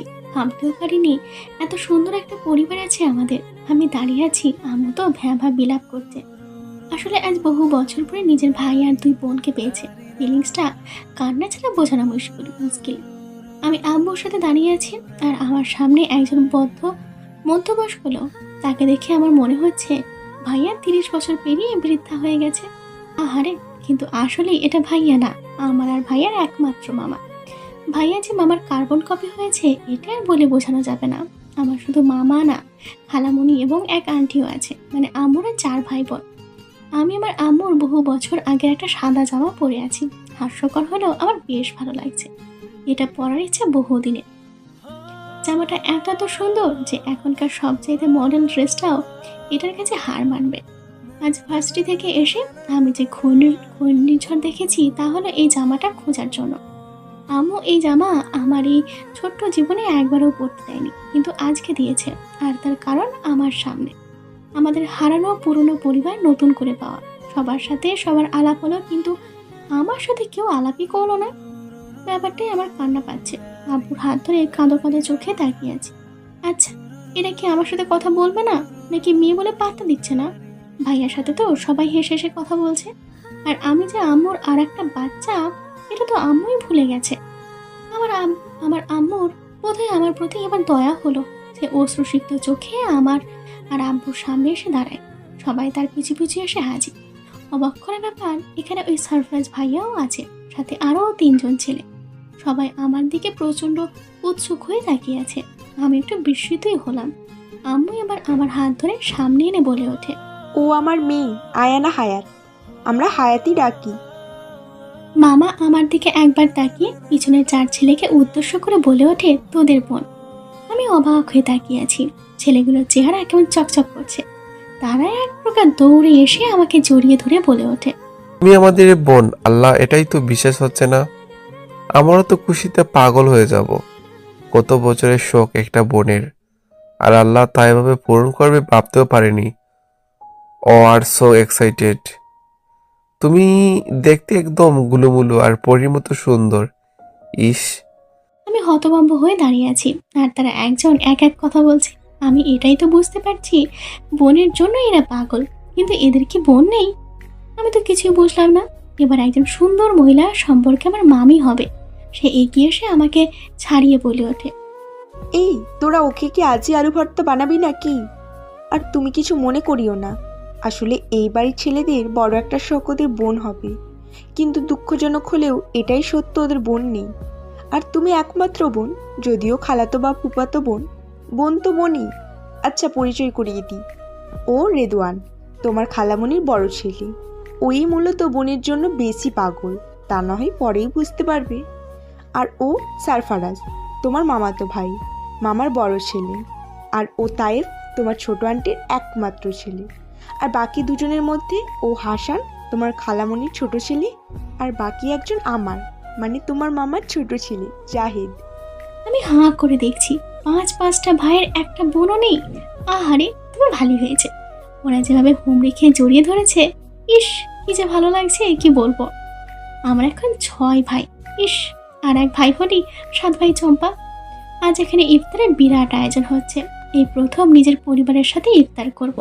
ব্যাপারটা ভাবতেই ভালো লাগছে। কিন্তু নানাজান আর নানুজান থাকলেও ভালো হতো, তারা নাকি গ্রামে থাকে। তবে সিদ্ধান্ত হয়েছে 2 সপ্তাহ পরে আমরা সবাই গ্রামে যাব তাদের আনতে। আমি কখনো গ্রামে যাইনি, তাই সবার থেকে একটু বেশি এক্সাইটেড। ভাইয়া তো নানা জায়গায় বন্ধুদের নিয়ে ঘুরতে যায়, কিন্তু আমি তো বাসায় থাকি, তেমন একটা ঘুরতে যাওয়া হয় না। মাঝে মাঝে দিলের সাথে একটু বের হই। আমি বসে আছি 6 ভাইয়ের সাথে। তাদের মধ্যে রেদন ভাইয়ার আসলেই আমার প্রতি বেশি কেয়ারিং একটা ভাব। উনি তো বকবক করেই চলছে। তার ছোট ভাই হওয়ার আগে তিনি ভেবেছেন সে বোন হবে। উনি নাকি আলাদা রুমও রেডি করেছিল তার জন্য, তবে শেষে সেও ছেলে হলো। আমি ভাইয়ার পাশে বসেছি, আর এক পাশে রেদন ভাইয়া। হঠাৎ ঝড়ের গতিতে কেউ হাত টেনে দাঁড় করিয়ে দেয়। আকস্মিক এমন ঘটনায় রেদন ভাইয়া ও রেগে দাঁড়িয়ে পড়ে। আমি ভালোভাবে তাকিয়ে দেখি আজমান ভাইয়া। উনি এখানে কি করে? ও তো সারপ্রাইজ ভাইয়া আসতে বলেছে। রেদন ভাইয়া রাগী গলায় বলে ওঠে, আজমান, এগুলো কোন ধরনের ব্যবহার? ওকে এভাবে টানার মনে কি? ওকে আপনার পাশে বসানোর মানে কি? বড় দেখে আমি কিন্তু ছেড়ে কথা বলবো না। আর আপনি ওকে এক হাতে জড়িয়ে ধরার মানে কি? আপনি তো এমন ছেলে না, জানতাম না। আর আজিম ভাই, এটা কি আপনিও দেখছেন? আইও একটা চেনা নেই জানা নেই এই ছেলের সাথে ভাবে বসে আছে। আর তোমাকে তো পরে দেখবো। আমি ঢুকলে নিচের দিকে তাকালাম। ওনার মুখ সাদা থেকে লাল হয়ে গেছে, কপালের রং নীল হয়ে ফুটে উঠেছে। চোখ মুখ শক্ত করে এক হাত মুঠো করে দাঁড়িয়ে আছে সে। তাকে দেখে আমারই ভয় করছে। কিছু কি বলবো কি? ওই শালা, তুই যে মাইন্ডে বলছিস সেটা ঠিক নয়। রেদওয়ান ভাইয়া কিন্তু অন্যভাবে ওকে জড়িয়ে ধরেছিল। আর এই হায়াত আমাদের বোন, যাকে বলে আপন ফুফাতো বোন আর ওর খালাতো বোন। জানোস তো ভাই, কত পাগল বোনের জন্য। আর এবার তো রহমতের মাসে তাকে তা দিয়ে দিচ্ছে আল্লাহ। তাই একটু আদর করে বোনকে জড়িয়ে ধরেছে। আরে ভাইয়া, আজমান কিন্তু এখন আর বন্ধু না, অন্য কিছু হয়। সরি ভাই, আমি আসলে বুঝতে পারিনি। আর তুমি হাবার মতো দাঁড়িয়েছিলে, কিছু বললে না কেন? আশ্চর্য, আপনি বলার সুযোগ কই দিলেন? এসেই তো নিজের একদম হীরাপন্থী দেখানো শুরু। কি বললে? আমি হিরোপান্তি করি? এগুলো কেমন ধরনের কথা? তুমি বেশি বলছো না? মোটেও না, আপনি বেশি করছেন। আপনি কি একটু মানুষের মতো এন্ট্রি নিতে পারেন না? তবেই তো আমরা প্রিপারেশন নিতে পারি। ঘূর্ণিঝড় আসার আগেও 5-6 বার বিপদ সংকেত দেয়, আর আপনি তো তাও দেন না। কিভাবে বুঝবো যে আপনি আসছেন? আমি বিপদ? কি উল্টাপাল্টা বকছো? তোমার মুখে তো কই কোথা থেকে আসছে? ওটা আসছে হবে না, ফুটছে হবে। ওই হলো আর কি। তুমি কবে থেকে তো ঝগড়াটা হয়ে গেছো আয়ু? এই এখন থেকে, এই মুহূর্ত থেকে আমি কারণে অকারণে ঝগড়া করব বলো? আমি হাঁটা দিলাম আম্মুর কাছে। এই লোকের এত এত বক বক ভালো লাগে না। এইসব ওনার ওই তোয়ালে পড়া প্রেমিকাকেই দেখা। সব জোর খাটাবে আমার উপর, আর ভালোবাসি বলে বেড়াবে তোয়ালে আলীকে। যত সব বুঝলাম না। আমি হঠাৎ এত রেগে গেলাম কেন কে জানে। না দেখেও বুঝতে পারছি আজমান ভাইয়া বিস্ময়ের একদম চরম সীমায় আছে। আমার কি, এখন থেকে ওনার সাথে এমনই করব, দূরে দূরে থাকবো। ওনাকে তো আমার সুবিধার মনে হচ্ছে না। প্রেম একজনের সাথে আর টর্চার আর একজনকে, না, এটা তো হতে দিব না। আম্মুর কাছে এসে বসলাম। অদ্ভুত, আম্মুর ভাব এমন যে সে আমাকে চিনিই না। খালামণির সাথে আর আন্টির সাথে তার সে কি কথা, জন্মের কথা একদিনই শেষ করবে মনে হয়। না, এখানে বসা মানে নিজের প্রতি অন্যায় করা। আমি আবারও হাঁটা দিলাম। বাড়ির ভিতরে ঢোকার আগে খুব সুন্দর বাগান দেখেছি, ওই দিকেই যাই। আমি দাঁড়িয়ে আছি প্রকাণ্ড বাগানের মাঝে। কি সুন্দর বাগান! গোধূলি বেলা চলছে। সূর্য নিজের হলুদ রশ্মি দিয়ে বাগানটাকে আলোকিত করে রেখেছে। মৃদু বাতাস হচ্ছে। আমি ঘুরে ঘুরে বাগান দেখছি। প্রকৃতি বড় সুন্দর। বাগানে অনেক ফুল গাছ, ফল গাছ আছে, আর একটা বেতের চেয়ার, টেবিলের শেড। মামা, খালামণি, আন্টি সবাই একসাথে থাকে। আম্মুকেও থাকতে বলেছে। কিন্তু আমাদেরও তো আলাদা বাসা আছে। ভাঙা হলেও নিজের মহল হলেও নিজের। আমি আলতো হাতে ফুলগুলো ছুঁয়ে ছুঁয়ে দিচ্ছি। সুন্দর ফুল। আপনি কি ফুল নিয়ে গবেষণা করেছেন? আমি পিছনে ঘুরে দেখালাম। অপরিচিত ছেলে। এমন অপরিচিত ছেলেদের সাথে আমি সচরাচর কথা বলি না। এবারেও বলবো না বলেই সামনে পা বাড়ালাম। সে আবারও বলে ওঠে, আমি ইফতি রেদওয়ানের চাচাতো ভাই। আপনি? আমার নাম হায়াত, ভাইয়ার খালাতো বোন।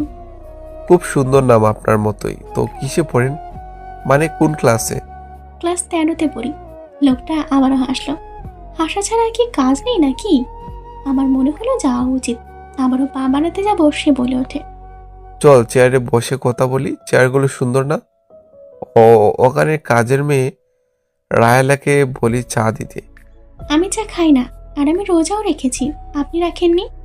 ও সরি, মিস্টেক। তুমি কিছু মনে করো না, এমনি ভুল হয়ে গেছে। আমিও রোজা রেখেছি। আশ্চর্যজনক লোক তো। আপনি থেকে বলা নেই কওয়া নেই, ডিরেক্ট তুমি।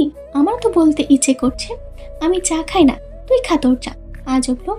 তাকিয়ে তাকিয়ে হাসে, যেন আমার এই বিরক্তি মুখ তার দারুণ লাগছে। বসো না প্লিজ, একটু তো পরিচিত হতেই পারি। দুজনেই আত্মীয়, সো আমি অতীব মাত্রায় বিরক্তি নিয়ে বেতের একটা চেয়ারে বসে পড়লাম। উনি আমার পাশেরটাতেই বসতে যাচ্ছিল, কিন্তু কোথা থেকে আজমান ভাই টপকে পড়েছে কে জানে। উনি মোবাইল টিপতে টিপতে সোজা আমার পাশ ঘেঁষে বসে পড়ে। ইফতি নামের ভদ্রলোকের মুখটা একদম দেখার মতো। উনি কাঁদো কাঁদো ভঙ্গিতে বলে ওঠে, বসো, আপনি এটাতে বসেন। Any problem? নো, আমার কোনো সমস্যা নেই। ইফতি নামের লোকটা কাজু করে বসে পড়েছে সামনের চেয়ারে। আমি ভ্রুকুচকে সন্দেহ চোখে আজমান ভাইয়ার দিকে তাকিয়ে আছি। ওনার সেদিকে বিন্দু মাত্র ইন্টারেস্ট নাই বললেই চলে। তো তোমার নামটা যেন কি বলেছিলে? আমার নাম আয়ানা হায়াত। শর্ট করে হায়াত বলেছি। কিন্তু ও তো বলেছে হায়াত। মনে যখন আছে আবার জিজ্ঞেস কেন করলেন? লোকটার অবস্থা এখন বেশ করুন। থমথমে মুখে বসে আছে আর আমাকে দেখছে। আমি এবার ওনার দিকে তাকিয়ে বলে উঠি, আজমান ভাইয়া, আপনি এখানে কি করছেন? তোমাকে বলতে হবে? আজমান, তুমি বুঝতে পারছো না? ওর সাথে আমার একটু পার্সোনাল কথা আছে, যদি একটু ওদিকে যেতে। ওর সব পার্সোনাল কথা আমার সাথে ছাড়া আর কারোর সাথে নেই। সো আমার সামনে বললে কি বলবে ইফতে ভাই? মানে সিম্পল, ও আমার একমাত্র পার্সোনাল সম্পদ। তাই ওকে কিছু বলতে হলে তো আমার সামনেই বলতে হবে নাকি? আর যাই হোক, আইও ইফতারের সময় হয়েছে, চলো। আমার মনে হয় না ইফতারের চাইতে আপনার কথা বেশি ইম্পর্টেন্ট। কি বলেন ভাই? উনি কিছু বললেন না, কিন্তু আজমান ভাইয়া সটাক হয়ে দাঁড়িয়ে মোবাইলটা পকেটে ঢুকিয়ে আমার হাত ধরে হাঁটা দিলেন। আর জনাব ইফতি আমাদের দিকে হাবার মতো তাকিয়ে আছে। আমি তাকিয়ে আছি আজমান ভাইয়ার দিকে। তিনি হেঁটেই চলেছে। মনে হচ্ছে তার গন্তব্যে আমাতেই শুরু আর আমাতেই শেষ। টেরেসের ওপর এভাবে দাঁড়িয়ে থাকতে আমার যে কি পরিমাণ ভয় লাগছে বলে বোঝানো মুশকিল। আমি শুধু যে দাঁড়িয়ে আছি তা কিন্তু না, হাত মুখটাও বেঁধে দেওয়া হয়েছে। কেমন নির্দয় আজমান বেটা! আল্লাহ, আমি ভেবেছিলাম ওই পোলা ভালো হয়ে গেছে। ভালো তো দূর, এখন তো দেখি আরো ভয়ঙ্কর হয়ে গেছে। আশ্চর্য, সামান্য একটা কথার জন্য এভাবে ঝুলাবে মানে কি? আমি কি শখে বলেছি নাকি? উনি তো প্রেম করবে একজনের সাথে আর শাসন করবে আমাকে। যত্তর সব। নিশ্চিত আমাকে আজই ভয়ঙ্কর জায়গা থেকে ফেলে দিবে এই আজমানের বাচ্চা। নিচের দিকে তাকাতেই তো ভয় আমার হাত পা কাঁপছে। কি এমন বলেছিলাম? শুধু তো আজমান ভাইয়া আমার হাত টেনে নিয়ে যাচ্ছে। তার ভাব দেখে মনে হয় কত অধিকারী সে। কিসের এত আলাপ পিড়িতে? সব পিড়িত তো ওই মালিহার জন্য। তার সাথে তো জনবের বিয়েও ঠিক। আর আমার সাথে টানাটানি করতে আসছে সে। সেদিন ভার্সিটি শেষে মালিহা আপু জরুরিভাবে তলব করে আমাকে ক্যান্টিনে যেতে বলেছে। আমিও আবুলের আবুল নাচতে নাচতে গিয়ে হাজির। সে গম্ভীরভাবে তার শর্ট স্কার্ট পরা অবস্থায় পা দোলাচ্ছে। পা দোলানি দেখে তো আর বোঝা যায় না কার মনে কি চলছে। আমি ওনার সামনে গিয়ে বসতেই সে সরু গলায় বলে ওঠে, কেমন আছো আয়মান হায়াত? আজ অনেক বছর পর দেখা, বড় হয়ে গেছো দেখছি। অনেক বছর যেহেতু পার হয়েছে, বড় হওয়া কি স্বাভাবিক নয়? অবশ্যই, কিন্তু অন্যের জিনিসে হাত দেওয়া স্বাভাবিক না। খুব সহজ কথা। আজমান আগেও আমার ছিল, এখনো আছে। তুমি বারবার উড়ে এসে জুড়ে বসছো, মানে ভার্সিটিতে এসেই ওর পেছনে পড়া শুরু করে দিয়েছো। কেন বলো তো? ছেলের কি অভাব পড়েছে নাকি? বলো, খুঁজে দিব। আপু বর্ষে বড় বলে আপনি জানোই তাই বলতে পারেন না। আমি কিন্তু আজমান ভাইয়ের পিছনে মোটেও পড়িনি। তাই নাকি? তবে আজমান আমাকে সরিয়ে তোমার কাছে কেন যাচ্ছে? তার ওপর ও তোমাকে গাড়ি করে নিয়ে ঘুরে বেড়ায়। এগুলো আপনি তাকে জিজ্ঞেস করেন। শুধু শুধু আমার সাথে এভাবে কথা বলার মানে কি? আমি তোমার সাথে কথা বলতে মোটেও ইচ্ছুক নই। যাই হোক, ওর সাথে আমার রিলেশন আছে, আর আমরা খুব তাড়াতাড়ি বিয়ে করব। সো দূরে থাকবে। কথাগুলো শুনে মাথা খারাপ আমার। তারপর থেকে এই রাগ ওনার উপর ছাড়ার অনেক ইচ্ছা আমার। এবার ছাড়বো, তাই হাত ছেড়ে বলে উঠি, সমস্যা কি? এভাবে কথায় কথায় হাত ধরেন কেন? আর এখনো অনেক সময় আছে ইফতারের, আমি ওনার সাথে কথা বলতে চাই। তুমি চাইলেই হবে নাকি? অবশ্যই, যেহেতু আমি কথা বলবো তাই আমার চাওয়াটাও ইম্পর্টেন্ট। তাই নাকি? তা আর কি কি চাও শুনি? আপাতত ওনার সাথে একটু গল্প করতে চাই। আপনি বরং মালিয়া আপুর সাথে গল্প করেন, কেমন? আমি যাই। আয়ু, ভালো হচ্ছে না কিন্তু, ফাজলামি বন্ধ করো। এই কথায় কথায় হাত কেন ধরেন যত সব? এভাবে অন্যের বউয়ের হাত ধরা ঠিক না। অন্যের বউ মানে? অবশ্যই আমি অন্যের বউ, আপনি বরং নিজের বউয়ের হাত ধরেন। শুধু শুধু অন্যের জিনিসে অধিকার ফেলানো ভালো না, যত সব। ব্যাস, আর কি? ইফতারের পরে উনি হাত বেঁধে একদম মুখে কষ্টেপ মেরে আমাকে এই বিশাল টেরেসের উপর এনে রেখে চলে গেলেন। কি অন্ধকার এই টেরেসটা, আল্লাহ! আমি এবার বসে পড়লাম। এত সময় হয়েছে এখনো উনি এলেন না। ভয়ে আমি ঘামছি, আমি প্রায় ঘুমিয়ে পড়েছিলাম। হঠাৎ লাইটের আলো চোখে পড়ায় সামনে তাকিয়ে তো অবাক হলাম। এই জায়গাটা এত সুন্দর লাইটিং কে করেছে আর কখন বা করেছে? আমি এলোমেলো ভাবেই এদিক ওদিক তাকাচ্ছি। আজমান ভাইয়া এক কোণে দাঁড়িয়ে আছে, তার হাত পিছনের দিকে, সাদা শার্টে সুন্দর লাগছে। উনি ধীর পায়ে আমার কাছে এসে মুখের কষ্টে এবার হাতের বাঁধন খুলে দিলেন। আমি অবাক হয়ে তাকে দেখছি। এবার আমার সামনে হাঁটু বেড়ে বসে বলে ওঠে, অধিকারের কথা বলেছিলে না? তুমি কি জানো তোমার প্রতি সবচেয়ে বেশি আমারই অধিকার? আমি তোমাকে কবে থেকে চিনি জানো? আবার না বুঝে মাথা ঝাঁকালাম।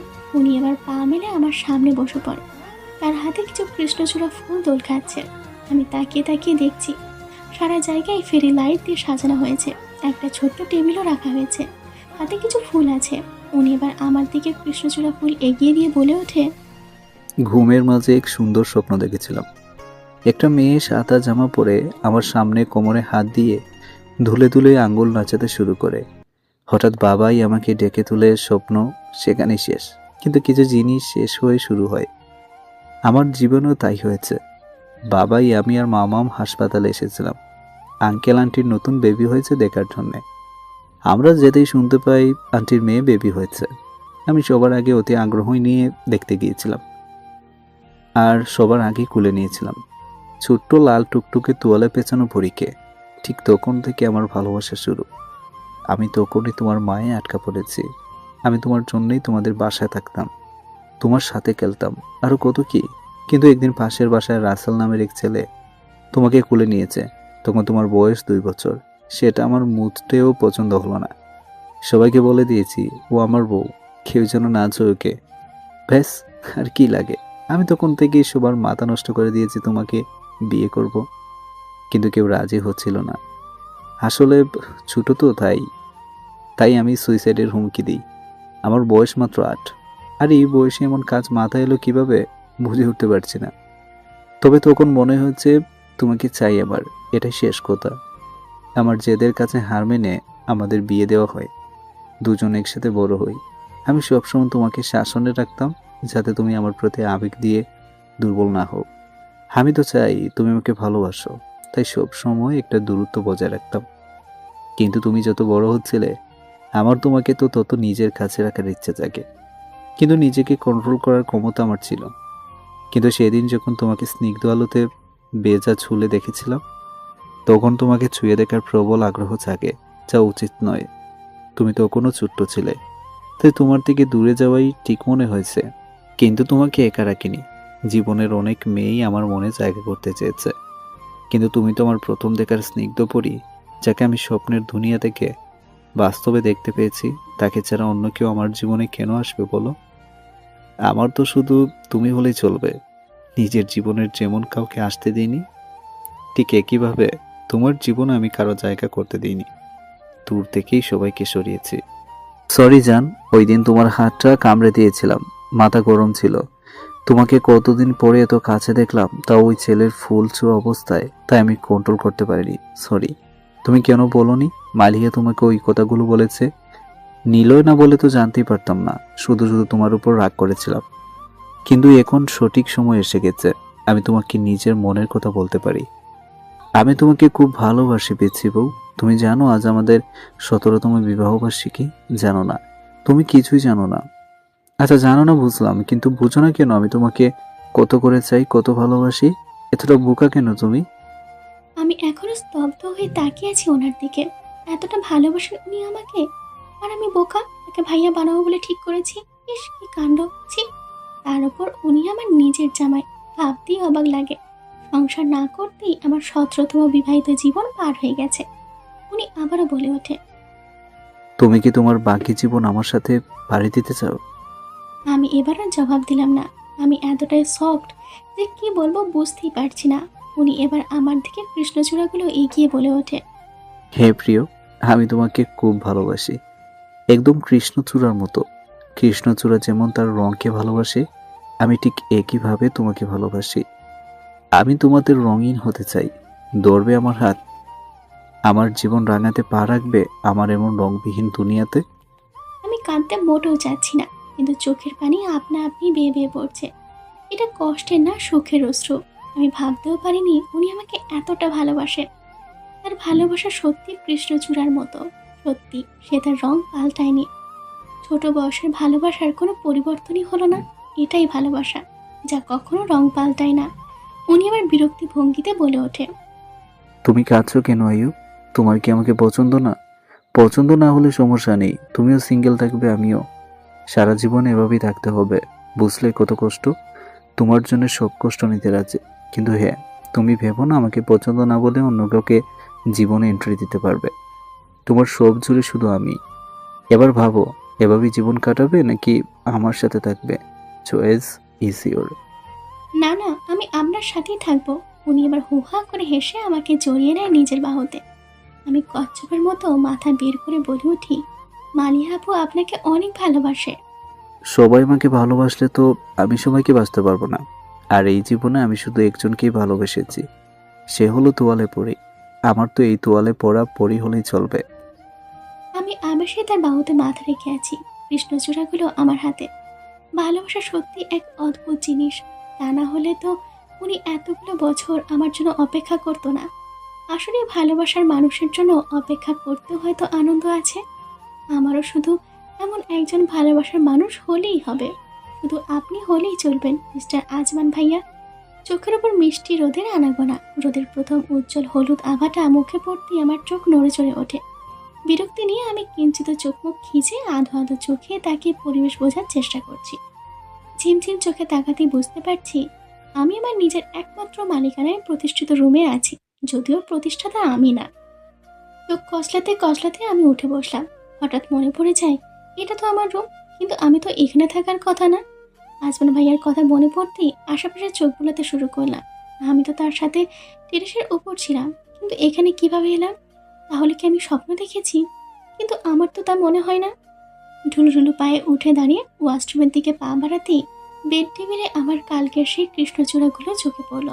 এগুলো এখানে, তার মানে স্বপ্ন না। ইস, ভাবতে এক অদ্ভুত অনুভূতি মনে করা নাড়ছে।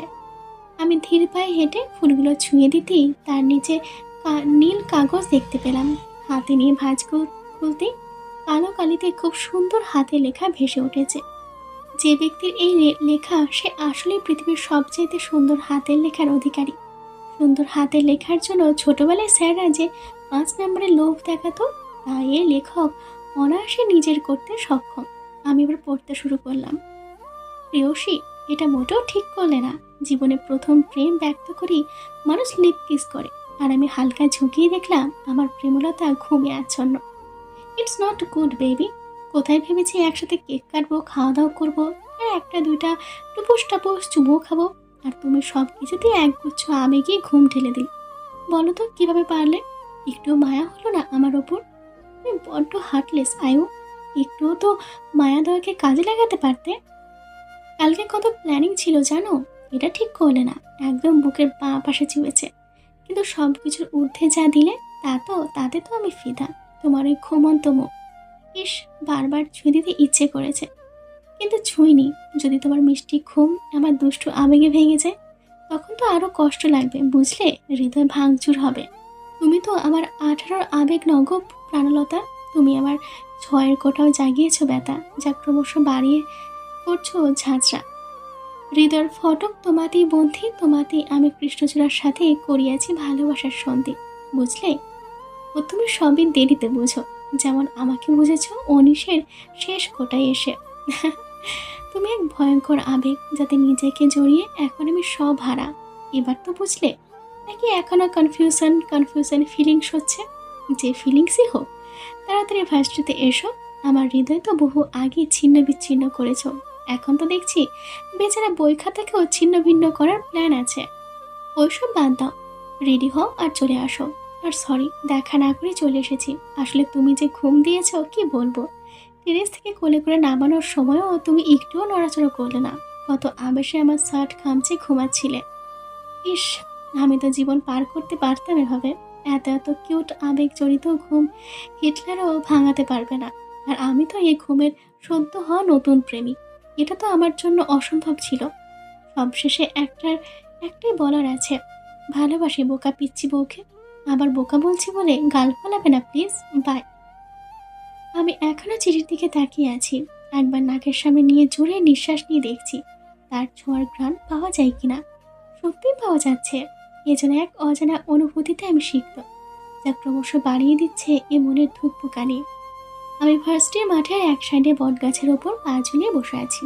হালকা হালকা বাতাস হচ্ছে। আসলে ঋতুটাই এমন, বাতাস হবে, বৃষ্টি হবে, স্বাভাবিক। কিন্তু আমার পাশের ব্যক্তি অস্বাভাবিক কাণ্ড করে বেড়াচ্ছে, যা প্রচণ্ডভাবে আমাকে ভাবাচ্ছে। সে মহান কার্যকরী ব্যক্তি দিল, আর আমার ভাবনায় কোনো কিছুই যায় আসে না। সে তো শটাং হয়ে বসে বসে মোবাইল গোতাচ্ছে। আরে বলে হারে, প্রেম টেম তো করস না, কিন্তু মোবাইল নিয়ে কিসের এত লুতুফুতুর যত্ত সব। এবার কিছুটা রাগ নিয়ে বলে উঠলাম, ওই হারামি, বলবি সারফাজ ভাইকে তুই এত এত কেন ভয় পাস? অবশ্যই তুই ভয় পাস, তা না হলে এত কাচুর মুচুর করতি না। তাড়াতাড়ি বলবি, নাকি আন্টিরে বলে দিব যে তুই প্রেম করস। কি কি কি? আমি প্রেম করি মানে? করস, আমার তো তাই মনে হয়। তুই বলবি নাকি আন্টিকে বলবো? আন্টি এমন কথা শুনে নিশ্চয়ই তোকে চুমু খাবে না। সোজা আঙ্কেলকে বোঝ তুমি কি হতে পারে। আরে তাদের কি বলবি, তারাই তো জীবন পুরো তেজপাতা করে দিছে। ওই বাঘের সাথে বিয়ে ঠিক করে ফেলছে। আর ওই পোলা যে কত নাম্বার কি তা আমি খুব ভালো করে জানি। আমি হতভম্ব নয়নে তাকিয়ে আছি। এই মেয়ের তলে তলে রিক্সা চালায়, আর আমি বললেই হরতাল। শালি, তোর 1000 টাকা জমা বাচ্চা হবে, অভিশাপ দিলাম। এত কিছু করে এখন আমার ভাইটারে এভাবে বলা হচ্ছে, দাঁড়া। খবরদার দিলবার, আমার ভাইকে নিয়ে নো উল্টাপাল্টা কথা।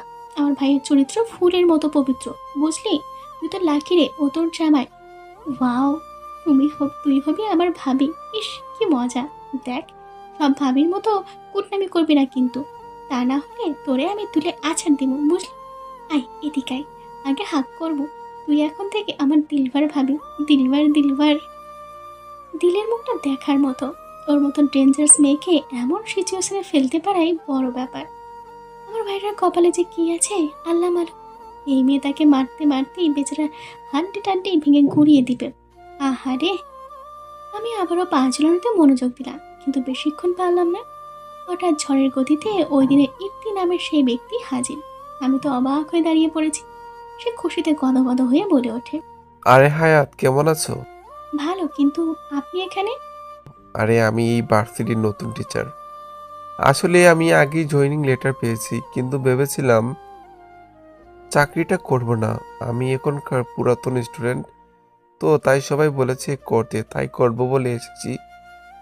আজকেই প্রথম দিন। আমার সাবজেক্ট হিসাব বিজ্ঞান। আল্লাহ, এই আহামক আজমান ভাইয়া দেখলে চিবিয়ে চিবিয়ে খাবে। সারা পৃথিবীতে কি ভাতৃর অভাব পড়েছে নাকি যে এভাবেই এখানেই আসতে হলো? সারা গরুচোর হাঁদারাম। ওহ, তাহলে তো আপনি আমাদের স্যার হবেন, তাই না? তো স্যার এখন আসি, কালকে নবীনবরণ তো, তাই কাজ আছে। দিলের তো হাত ধরে দিলাম এক ঝুড়। শালা যে কি পরিমাণ প্যারা দিয়েছে, কালকে কি বলবো। আল্লাহ বাঁচাও। ইফতার টেবিলও কি পরিমাণ ডিস্টার্বই করেছে। হায়াত, এটা নিবি, ওটা খাবি, এটা দি, ব্লা ব্লা। আজাইরা পাবলিক শুধু আমারই পাই।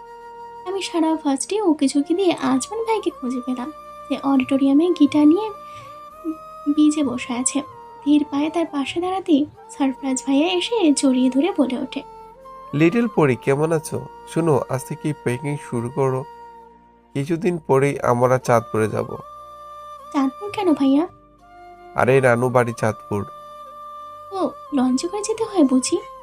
শুনেছি, তাই জিজ্ঞেস করছি। বসো, আমি একটু আসি। আমি আমি তার কথা শুনে পিছনে তাকাতে দেখি দিল গায়েব। এবার বুঝতে পারছি ভাইয়া কোথায় গেছে। আমি এবার অডিটোরিয়ামের দিকে চোখ বোলাতে লাগলাম। আজমান ভাইয়া নিজের গিটার নিয়ে টুংটাং সাউন্ড করছে। তার আশেপাশে মেয়েদের আনাগোনা দেখে মনে হচ্ছে মিষ্টির আশেপাশে পিঁপড়া। উনি একবার ভ্রু কুঁচকে আমার দিকে তাকায়, আবার তার নিজের মতো কাজ করছে। আশ্চর্য, একটু পাত্তাও দিচ্ছে না। আমি মন খারাপ করে আবারও বাইরে যাওয়ার জন্য পিছনে ঘুরতেই নিলয় নামের ওই দিনের ছেলেটা এগিয়ে এসে বলে ওঠে। ভাবি এখানে বসেন। আমি অবাক হয়ে তাকিয়েছি। ওই দিন তো ভা ভা করে মাথা খাচ্ছিল, আর আজকে ডিরেক্ট ভাবি। ও, এইটাই ছিল ভাবার মানে। কিন্তু তখন কেন ভাবা করেছে কে জানে। আমি ওনাকে সরু গলায় বলে উঠলাম, ভাইয়া আপনার কি ভাই আছে? হ্যাঁ আছে তো, কেন ভাবি? একটু কল করে আসতে বলবেন প্লিজ। অবশ্যই, কিন্তু কেন ভাবি তা তো বলেন।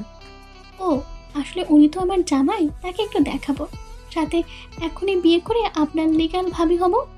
আইডিয়াটা কেমন নীল ভাইয়া? নিলয় ভাই এবার নিজের মোবাইল আবারও পকেটে পুরে নেয়, চোখ বড় বড় করে তাকিয়ে থাকে।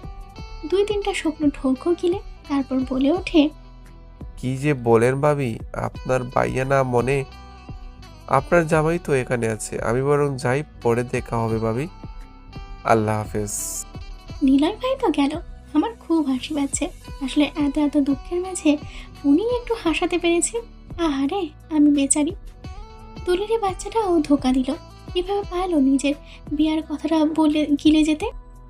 আমি আবারও পা বাড়ালাম। এখান থেকে কি হবে জনাব তো পাত্তাই দেয় না।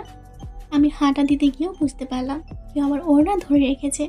চট করে পিছনে তাকাতে বুঝতে পারলাম আজমান ভাইয়া। আমি ওড়না ছাড়াতে টানাটানি করছি, উনি আমার হাত ধরে এক টানে তার পাশে বসিয়ে দিল। আমার তো রাগ লাগছে। সবাই অতি আগ্রহ নিয়ে আমাদের দেখছে। আশ্চর্য, এভাবে দেখার কি আছে। আমি আবারও কাচুমাচু করে নিজেকে ছাড়াতে শুরু করি।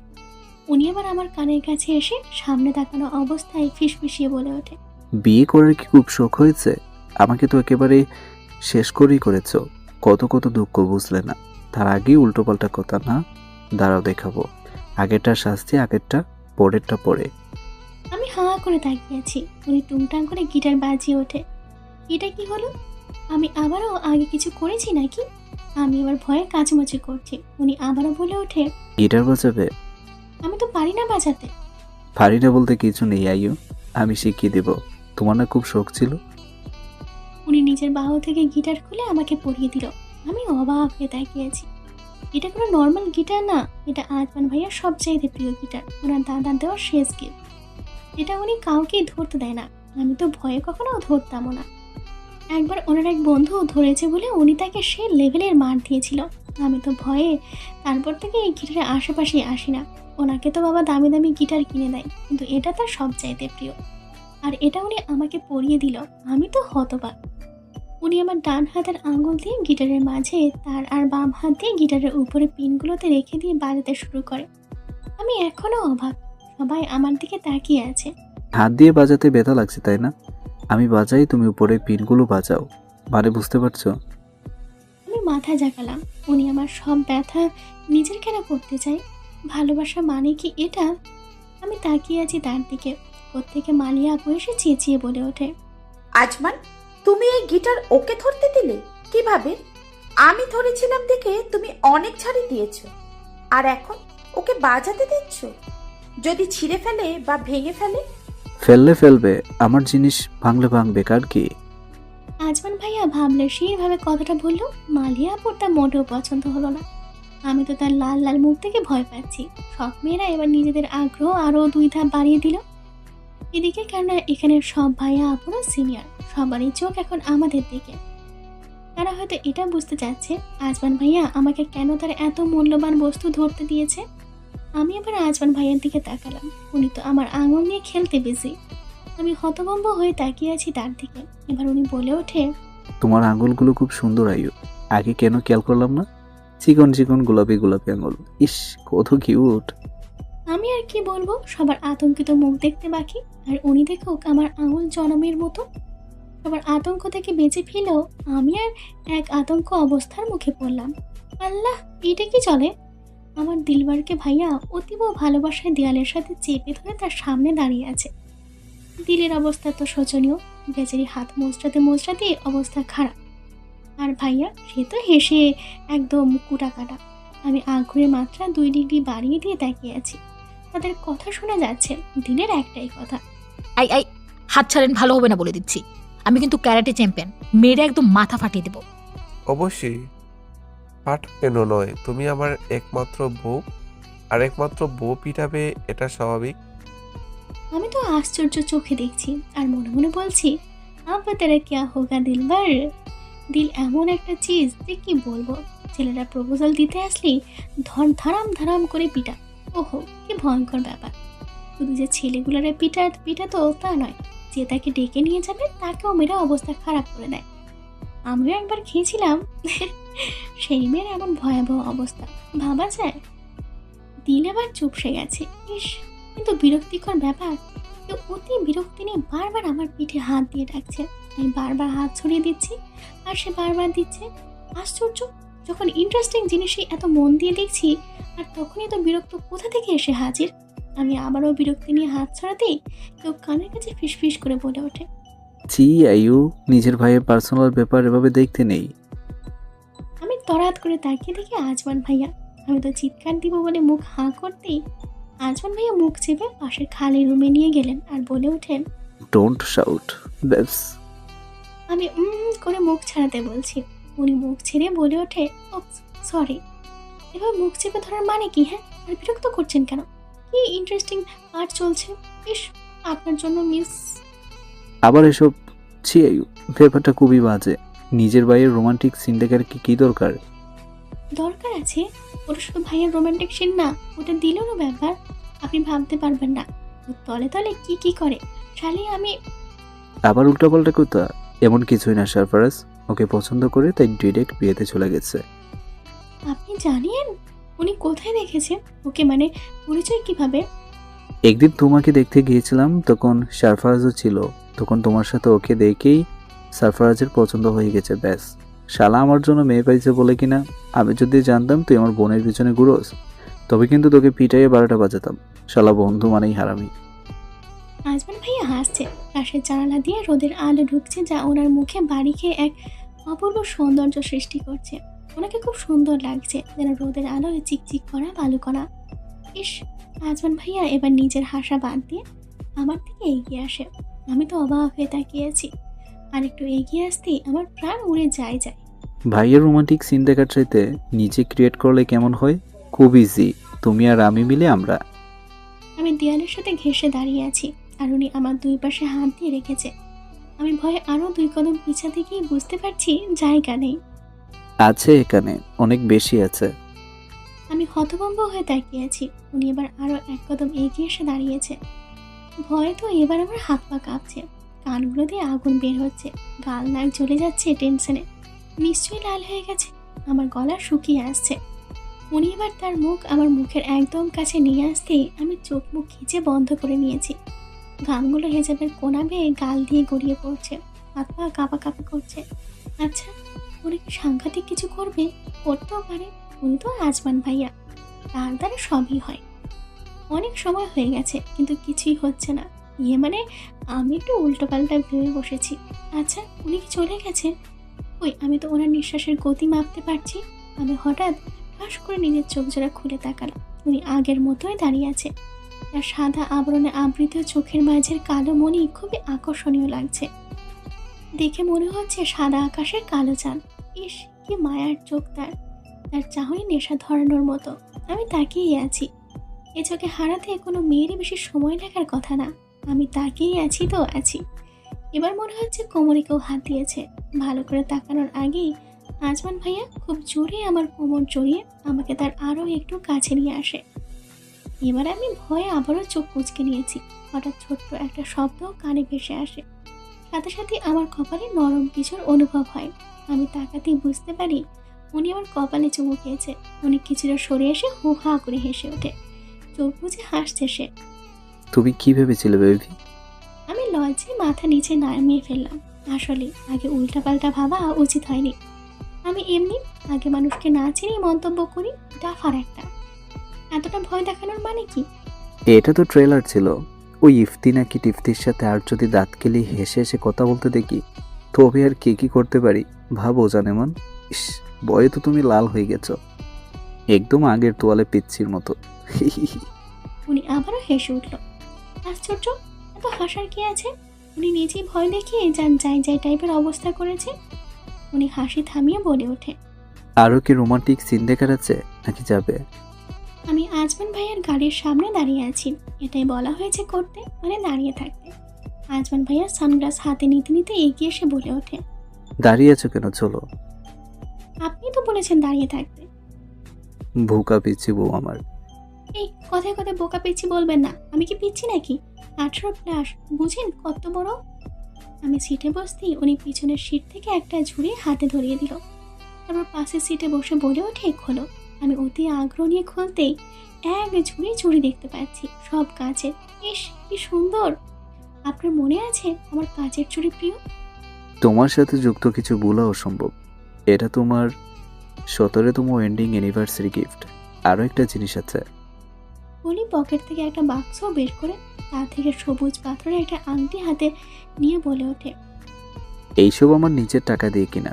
বাবাইয়ের অফিসে আমি কাজ করি আর্কিটেক্ট হিসেবে। যদিও আমি মাত্র 1 মাস কাজ করেছি, কিন্তু দুবাইয়ে বাবাইয়ের কিছু বিল্ডিংয়ের ডিজাইন করেছি, যা তার অতিমাত্রায় পছন্দ হচ্ছে, তাই তো টাকাও বেশি দিয়েছে। আর তোমার জন্য তো এটা নিতে পেরেছি। সুন্দর না? অনেক অনেক সুন্দর, তবে চুড়িগুলো বেশি সুন্দর। আমি তো প্রতিদিন পরে পরে ঘুরবো, একদিন এক যাক।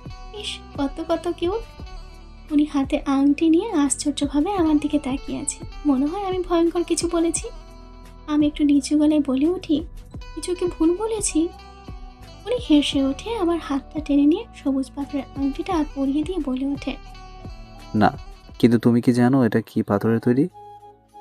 পৃথিবীর কিছু অতি দামি ডায়মন্ড হয়, যেমন কালো ডায়মন্ড, এমনই একটা পাথর পান না। যাই হোক, তোমাকেও তো বুঝতে হবে না। তুমি কিন্তু আংটিটা নিজের হাতেই পরে থাকবে। জানো, প্রথম বছর মানে বিবাহের প্রথম বছর আমি তোমাকে নিজের বেড কেনার টাকা দিয়ে পুতুল কিনে দিয়েছিলাম। তুমি তা কামড়ে কামড়ে চিড়ে ফেলেছিলে। ব্যাপারটা আমার প্রচণ্ড রাগ হয়েছিল। বাবাই তখন বুঝিয়েছে, যতদিন তুমি বড় না হবে তোমার গিফট আমি কিনে কিনে রাখতাম। যখন বড় হবো আমি সব একসাথে দিয়ে দিব। আমার কাছে কিন্তু এখনো 16টা গিফট আছে তোমার। আপনি তখন কিভাবে জানতেন ওয়েডিং অ্যানিভার্সারিতে গিফটও দিতে হয়? বাবাই থেকে শিখেছি, মাম্মামকে দিতে দেখেছি, আর সে বলেছে বউকে গিফট দিতে হয়। আমাদের নবীও দিত, এতে বউয়েরা খুশি হয়, আর বউদের খুশি রাখা আমাদের কাজ, মানে স্বামীদের কাজ। আল্লাহ, আপনি এই 9 বছর বয়সে এত কিছু জানতেন আর বুঝতেন! আমি তো শিহরিত আপনার কথা শুনে। আল্লাহ দড়ি দাও, এই পৃথিবী বড়ই ভয়ঙ্কর। আমার মতো নাদোষ মুদোষ বাচ্চার জন্য একদম উপযুক্ত নয়। তুমি কি ভেবেছো আমিও নিজের পিচ্ছি বউয়ের মতো বোকা নাকি? উনি আবারও হাসিতে ফেটে পড়ে, আর আমার মাথা 360 ডিগ্রি অ্যাঙ্গেলে ঘুরপাক খাচ্ছে। এই বলে যে কত কত সাংঘাতিক আল্লাহ মালুম। বাসায় এসে আর এক পাগলের পাল্লাই আমি। বুঝলাম না, এই মেয়ে আমার বাসায় কখন বা কিভাবে এসে হাজির হয়েছে। আমি জুতা খুলে ভিতরে ঢুকে দেখি আম্মু মহারানীর মাথায় আইস প্যাক দিয়ে ঠান্ডা করার আপ্রাণ চেষ্টা চালাচ্ছে। আজিব মাইরি, এই মেয়ের শেষ গতি কে জানে। আমি ধীর পায়ে দিলের পাশে সোফায় বসতেই দিল চেঁচিয়ে বলে ওঠে, দেখেছেন আন্টি, কেমন বেয়াদব মেয়ে এসেই পাশে বসে পড়েছে। আরে বলি হইলে একটা দুইটা কথা তো বলবি, তা না নিজের মন মতো। আমার যে এত এত খারাপ অবস্থা, সেদিকে তোর একটু চিন্তা আছে? এত চিন্তা করে কি করব? তুইও করিস না, শালি এই বিয়া ঠিক। এখন বিয়া শাদি করবি, তারপর বাচ্চা কাচ্চা, তারপর নাতি নাতনি, তারপর থাক থাক, আর তারপর করতে হবে না। তারপরেরগুলো আমি ভেবে নেব। এবার বল আমি পালাবো কেমনে? আমি রিমোট টিপ দিতে গিয়েই থেমে গেলাম। আমি দিলের দিকে ভূত দেখার মতো করে তাকিয়েছি। কি কয় মাইয়া, বিয়া থেকে পালাবে নাকি? এই বিয়া টিয়া থেকে পালানোর প্ল্যান আছে নাকি? অবশ্যই, নাইলে কি ওই লুচুর টাইপ পোলারে আমি বিয়ে করবো নাকি? No, never. আস্তাগফিরুল্লাহ, আমার ভাই লুচু? আর আমি, তুই এটা বলতে পারলি? তোর জমজের কারখানা হবে দেখিস, মানে তোর জমজ পোলা পাইনের কারখানা হবে, বুঝলি? দিল হঠাৎ চিৎকার করে চুপ হয়ে গেছে। আমি একটু অবাক হয়ে যেই না টিভির দিকে তাকাতে যাবো, তার আগেই ভাইয়া মাথায় গাঁটটা মেরে বলে ওঠে, হায়া তো অসভ্যতারও লিমিট আছে। এসব কি দিয়ে রেখেছিস টিভিতে? আম্মু পাশে বসে আছে, দেখছিস না? পাউল মাইয়া, রিমোট দিয়ে যা, ভাগ। আমি আবার টিভির দিকে তাকিয়ে হতবাক। টিভিতে চুমাচুমির এক বিস্তর সিন চলছে, আর আমার অপর প্রান্তে আম্মু নাক ফোলাতে শুরু করেছে। ভাইয়া তো রেগে মেগে ফাই ঝাড়ি মেরে আমার হাত থেকে রিমোট নিয়ে আমার আর দিলের মাঝের ফাঁকা জায়গায় বসে পড়ে আর বলে ওঠে, দিনে দিনে বড় হস আর বুদ্ধিগুলো গায়েব করছো আবুল মাইয়া। যা আমার জন্য লেবু শরবত নিয়ে আয়, ফ্রিজ থেকে ঠান্ডাটাও আনবি। এবার মুখের দিকে না তাকিয়ে যা।